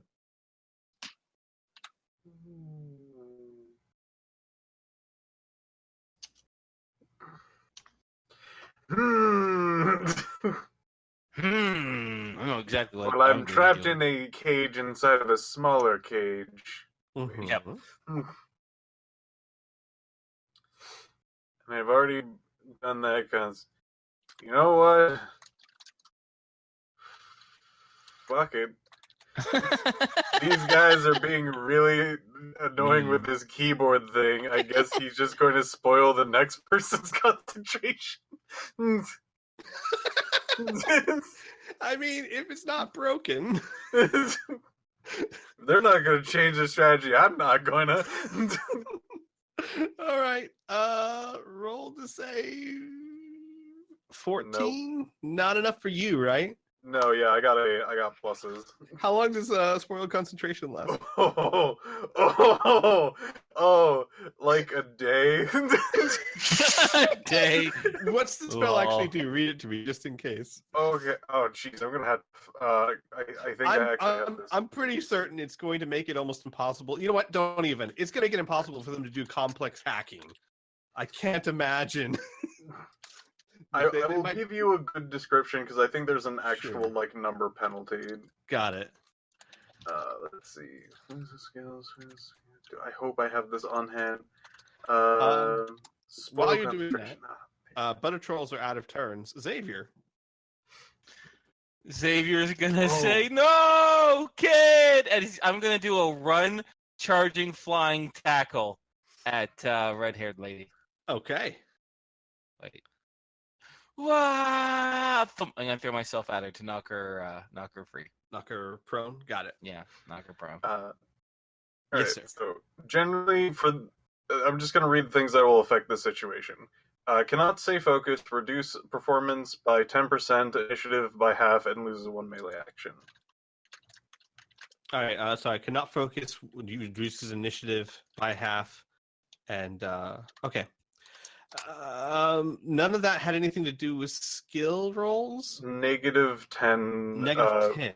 Yeah. Skill performance is reduced Okay. to 10%. All right. So I will, from now on, I'll still have them roll, but it was already a hard check. This is going to make it a lot harder. I mean, they're trying to hack into turrets, so got it. But I still think it's fair that they didn't do much the first time because they didn't expect this. There's so much going on right now they did not expect. All right. Well, that's not just yeah. Gosh, we haven't done grapples in a long time. I believe it's an attack roll. You rolled a hit. Yeah, run. Yeah, I had to hand strike to see if I just hit her 1st with my flying body. I guess it's just based hand to strike, right? Yes, correct. Oh boy, here we go, everyone. Ready? See why Xavier doesn't very much. Come on, Inferno. 2 strike +1. Hey, just gotta roll above a 4 or above. Here we go. Yeah, 14. Not Yeah. bad. All right, you do it. Okay, good. I think at this point, what we'll do is an opposed strength check, but you will get a bonus to it simply because you have momentum. Oh yeah, she can't dodge and shit. Okay, and Mm-mm, parrying she's would out of mean nothing. turns. Okay, Yeah, all right. So yeah, exactly. what Yeah, do you you can't want to parry give that. me? So I'm gonna do an opposed strength check. Give yourself a +2 for momentum. Okay, and she just rolls it straight. She just rolls it straight. Okay, here we go. Oh! Oh wow! Yeah. Hooray! Okay. You. I'm hero. Let me have her do a balance check.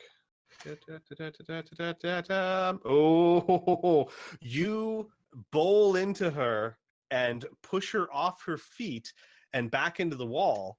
I will say this because you critically did this. She does not fall, but she drops Kid. Good. So Goody goody drops. Kid falls over here. Okay. All right. Scramble for Kid. All right, Kid. Oh, Kid, roll me 1d4, please. This is how long you're knocked out for. Mm-hmm. Roll a 1. Roll a 1. 3 No. rounds. So This is not 4. Not for a while, Kid. All right, Anna. Sorry, Kid. I'm just gonna have to X you out for a sec here. So Kid's on the ground? Kid's on the ground. Now, I will say this. Someone could wake Kid up before then, but you will have the severe penalties until then, even if you are woken up. So, and those penalties are going to be a -8 to strike, parry, and dodge. I'm sorry, it's 2d4 melees. We'll just do 1d4. That's fine. No combat lasts 2d4 rounds anyway. Very few.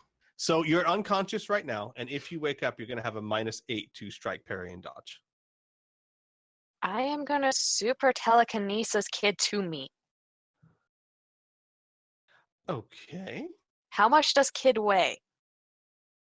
A lady never tells. Kid ain't no lady. Yeah, you owe me Coke. I can rum. I can mix my rum with. Okay, sweet. That just means it's 10 ISP. So do you want me to roll anything like it's within range? I don't think Kid's going to struggle against me. So what do you want me to do? Yeah, but Kid's unconscious, so it's just like picking up an item. Not really. It's a person still. I'm trying to think it's how that works. It's not the first time I picked up Kid with this. I would say since Kid wouldn't resist, I'm not going to be a jerk about it, you know? Or, well, that's not the right word, but you know what I mean? I'm not going to make this complicated. Yeah, I'd say you could pick up Kid. Then I just have Kid in my arms now. Well, how fast can you move things? Well, yeah. Because I'm going to say that no, you don't have Kid in your arms right now, because for her to move 50 feet in a few seconds, that would hurt you when you caught her. Yeah, that's fair. So just hovering in the air. Yeah. Okay, I'm cool with that. So we say you got her, she's hovering in the air. Just away from Beatrice. Right. All right. Lucas.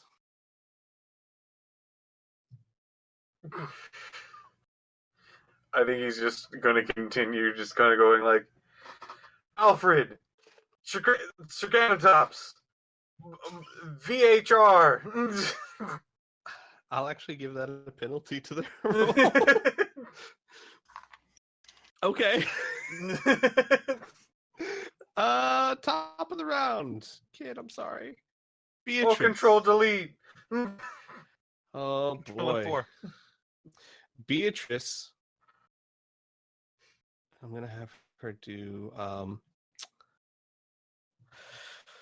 I slowly strip my clothes off to distract Beatrice. No. Beatrice. Okay, I slowly strip my clothes off to distract God. Beatrice is gonna make a strength check to try and rip the bag off. If all else fails, it is exactly, kid. Yep. Beatrice rips the bag off and holding it Bloody in her hell. hands, activates her belt. Well, bully for her. That's her turn.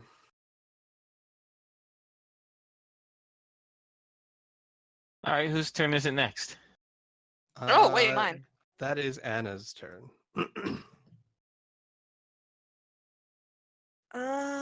Just looking something up. Mm-hmm. Wait, so what did she just activate? The belt that makes her go through phase walls? out belt. The same thing that let Gloop walk through the safe. I'm gonna Nero strike her for paralysis and motor response. Ooh, interesting. Hang on one second. Okay. Yeah. Go get him. Is that like a roll? You have to roll to hit those? I thought I did.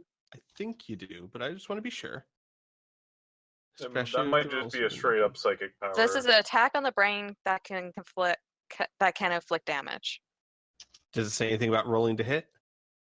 Sounds like a psychic ability. I agree, but there are very few that are rolls to hit, which is why I There's want to be sure. nothing to specify it. Good, then it's not a roll to hit. It's Oh, just lovely. she saves against it. Yeah. Does it have a save? Probably psionics, save versus psionics. Yeah, I'm assuming right? it's just Yep. psionics because I don't see anything That would be specific. it. Give Special, me yeah. 1 second. Well, let's see if she has anything spatial. Well, she has save versus possession. I ain't possessing her. No, you're not. Ah, okay. She has a +1. Okay. Well, hey, that might help her. Let's see. I hope not. 13. Is it a 12 or 14? Psionics is 14? It depends on the person. Oh, It yeah. depends on whether they are a minor or major psionic, Yeah. right? So you have to look it up. Anna, you're a major, yes? I believe so. No, it's the Yes. victim. It's whether the Oh, the victim victim. is a major. Oh, minor. okay. You Give know me a what I second. mean? Yes. If They it has no psychic levels, it's a 14. no, they do have psychic levels.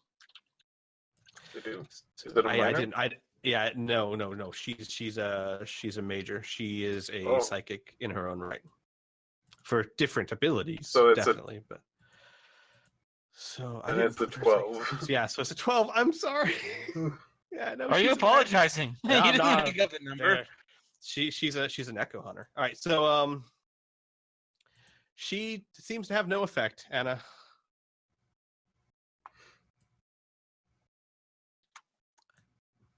Lucas.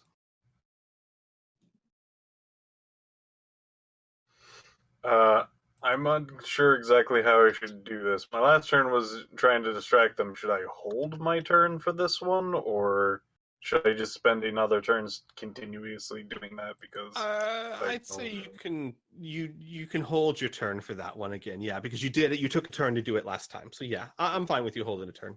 Okay, cool.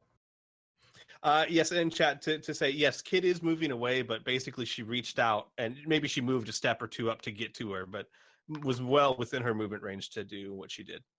Okay, Lucas, you're holding your turn. Butter Trolls, I'm just gonna have them start making skill checks because they don't know what to do with you. You're in a bubble. They can't like. You can't even get to me. I'm safe. Yeah, I know.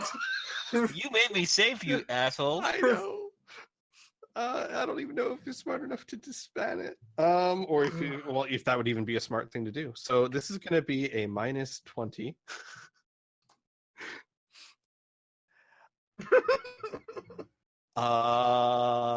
Oh, sorry, it'd be harder by 20. I did the wrong thing. 20. So that'd be 17 plus 20. 37. Okay. They make a little headway. They're able, like one of them, like the orange one, he's just like, he's got his tongue sticking out and he's squinting really hard and he's typing with 2 fingers. And he's doing some coding. Xavier, your turn. All right, Xavier is going to look over to the person who shifted, and he says, "You made a big mistake here. You said you need to rob 3 things in order to get paid. If you leave here without coming to terms with me, I will up the security. I will move every single piece in here. I will make this place impregnable, and you will never get paid. So, stop fighting, everyone. We can figure this out."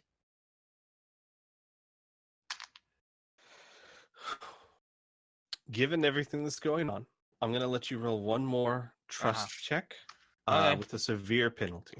Okay. Yeah, with a penalty of 35 because we're already in the thick of it. So 70. So I need 45 or lower. All right, 70 minus 35. Yeah, it's 45. Right? No. 7. No, you need 35 or lower. Or Yeah. 30. Yeah. Wait, the penalty is 35? No, sorry, the penalty is 35. Yes. So you need. Okay, yeah, I need 4 also lower? 35. I thought you said Yeah. 25. Okay. Whatever. Fuck it, yeah. Oh my god. Fuck you, you stupid flooping pieces of shit. Listen to Xavier, the golden-tongued one. Oh boy. Everyone's gonna calm down right now. Okay. Everyone can win. That is your turn. Gloop, still phased out, goes up, still looking like Kid. Beatrice, what do we do? And that's Gloop's turn. Kid, I'm sorry. Beatrice. Beatrice, like holds the bag to her chest, and she says, "Fine.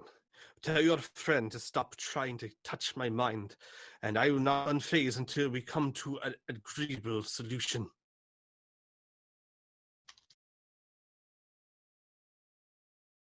That is her turn.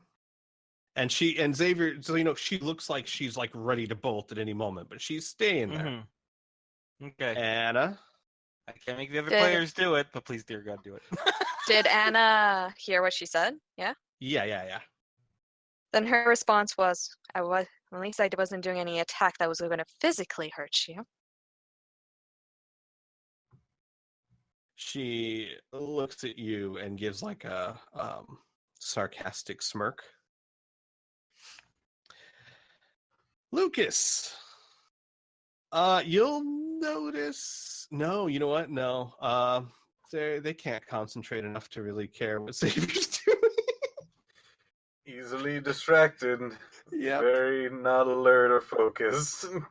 What would you like to do, Lucas? Me? Mm-hmm.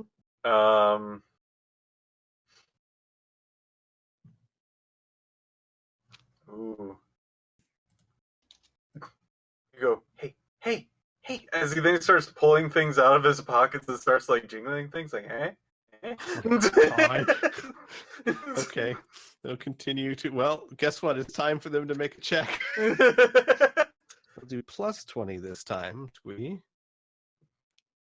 Oh boy. You added an extra plus. You fucked up. You fucked up that roll, boyo. That was 114 Yeah, heroes. the roll was 114 still. Good. One of them snaps the computer. Good. The jingle keys, he like twitches and like the screen cracks. Okay. With that said, hang on. Their computer is broken. Beatrice is, for the moment, listening to you. If you guys are okay, we can pause combat. Sure, yeah. I'm all for that. Okay. I'm good in my little huddle shield. As the butter trolls are just like yelling at each other for breaking the computer. So Lucas, by the way, you can't hear anything that's going on outside, not because these block sound, but because you are just surrounded by screeching, squealing butter trolls. That's fine. No, he was only focusing on having, like, for stopping the charts and also just being with these guys. I think he's content where he is. I understand. So Beatrice says, "You convinced me to let this go, and it better be good." Okay, he says. First of all, no one's getting killed. Second of all, he points over to the screeching butter trolls. They're clearly not professionals, but you and I are, right? Professionals can come to terms. Now, I don't believe in coincidences, and it's interesting that you and I are both after the same thing. Perhaps, here's an idea. I'll help you steal the other two things, all right? I'll hold one, you'll hold two. You'll hold the bracelet because you know you need that, and I'll hold one of the other items, right? Then, after tomorrow, or even later on tonight, we'll meet in a secret place, nice and calm and collected, and we'll talk about our employers, why we're doing this, and see if we can't put our heads together so we're both happy. Okay? She looks around at, I'm just going to say it, the shit show that's happening right now. And she goes, and you hear Gloop next to her, "Oh, Beatrice." Listen, you're only going to have time to grab two other things, and you might not even be able to do that. You need our help now. Fine. And you don't have, okay? Quickly. All right. She points to the safe up. Well, it's going to be on the other side. She'll say, on the other side over there is a blue gem, circular, perfectly shaped. Get that one. I will get this one. And she points to the liquid gold, actually. Oh, that's funny because there's one point where I was debating on breaking open that open and throwing it at her. And she goes, "Gloop, get it." So Gloop will start as Kid. I'm going to slowly try to jostle Kid awake if possible. Sure. I'd say that, we're not in combat, so yes, you can. Kid, your body's so numb. Things just don't quite work the way they should. Yes, Anna? She needs to talk to Beatrice for a moment. Okay, sure. So Gloop's slowly making his way because, he's not sure what's going on. But yes, you can talk to her. My lock-picking stuff is in that bag in your hands. She will reach in, grab the bracelet out, pocket it herself, and toss Xavier the bag. Okay. And after he knows that Kid is awake, he'll kind of give her a little reassuring look and be like, "Take your time, kiddo. We came up with an arrangement. No one has to get hurt, any more hurt." As he'll hand the bag over towards Anna. So I'm assuming it's this one? Yeah. Okay. Yes. Now, while this is going on, do you guys mind if I skip over? I know we're going a little bit late. I hope everyone's okay. Do you mind if I skip over to Isaac? Oh, God. Isaac needs some love. Yeah. I know. Isaac, you still good? You there? I was having dinner, but sure. I'm sorry. I should ask for anyone. Does anyone need to go? Can we go another 15 minutes or so? I'm good for 15. I can sleep in tomorrow. I'm good. All right, cool. All right. Laura? She gone? I don't know. Oh, she's good forever. Okay, good. Okay. Forever. So, Isaac. Forever. All right. Isaac, you show off your skills, and when you're done, okay, what are you doing? What are you going to finish it with? I'm finishing with the Psy Sword. Oh. Yeah, Okay. so the way I described it way back on Cyrene is still very accurate. It's a long sword that seems to be made of sunlight and lightning. Golden lightning. And it seems to be shining. Okay. Isaac, I'm going to let you know. So this is what you intend to do. I'm going to let you know. So part way through your display, the computer. I told you there's a computer console in this room, right? Yeah. She is currently sitting with her back to it. Mhm. You are displaying things for her, so you can kind of see it.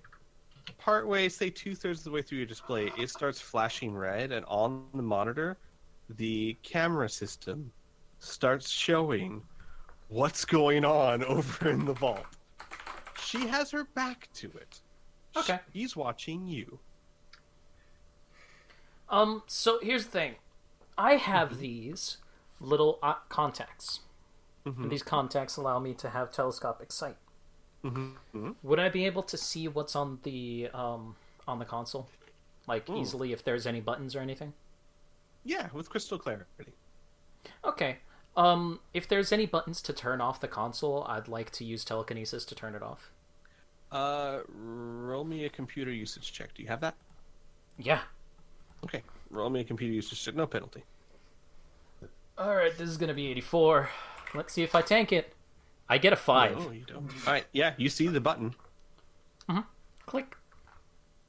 What are you using to do it? Telekinesis? Telekinesis. Perfect. Alright, you're I marking just off move your it. ISP, yes? Yeah. Alright, good. Alright, shut it off. Continue with your display. Finish with the Psi Sword. And she leans back and she goes, well, give my brother credit. He knows how to choose good bodyguards. Was he aware of all your abilities? Oh, no. No, he wasn't.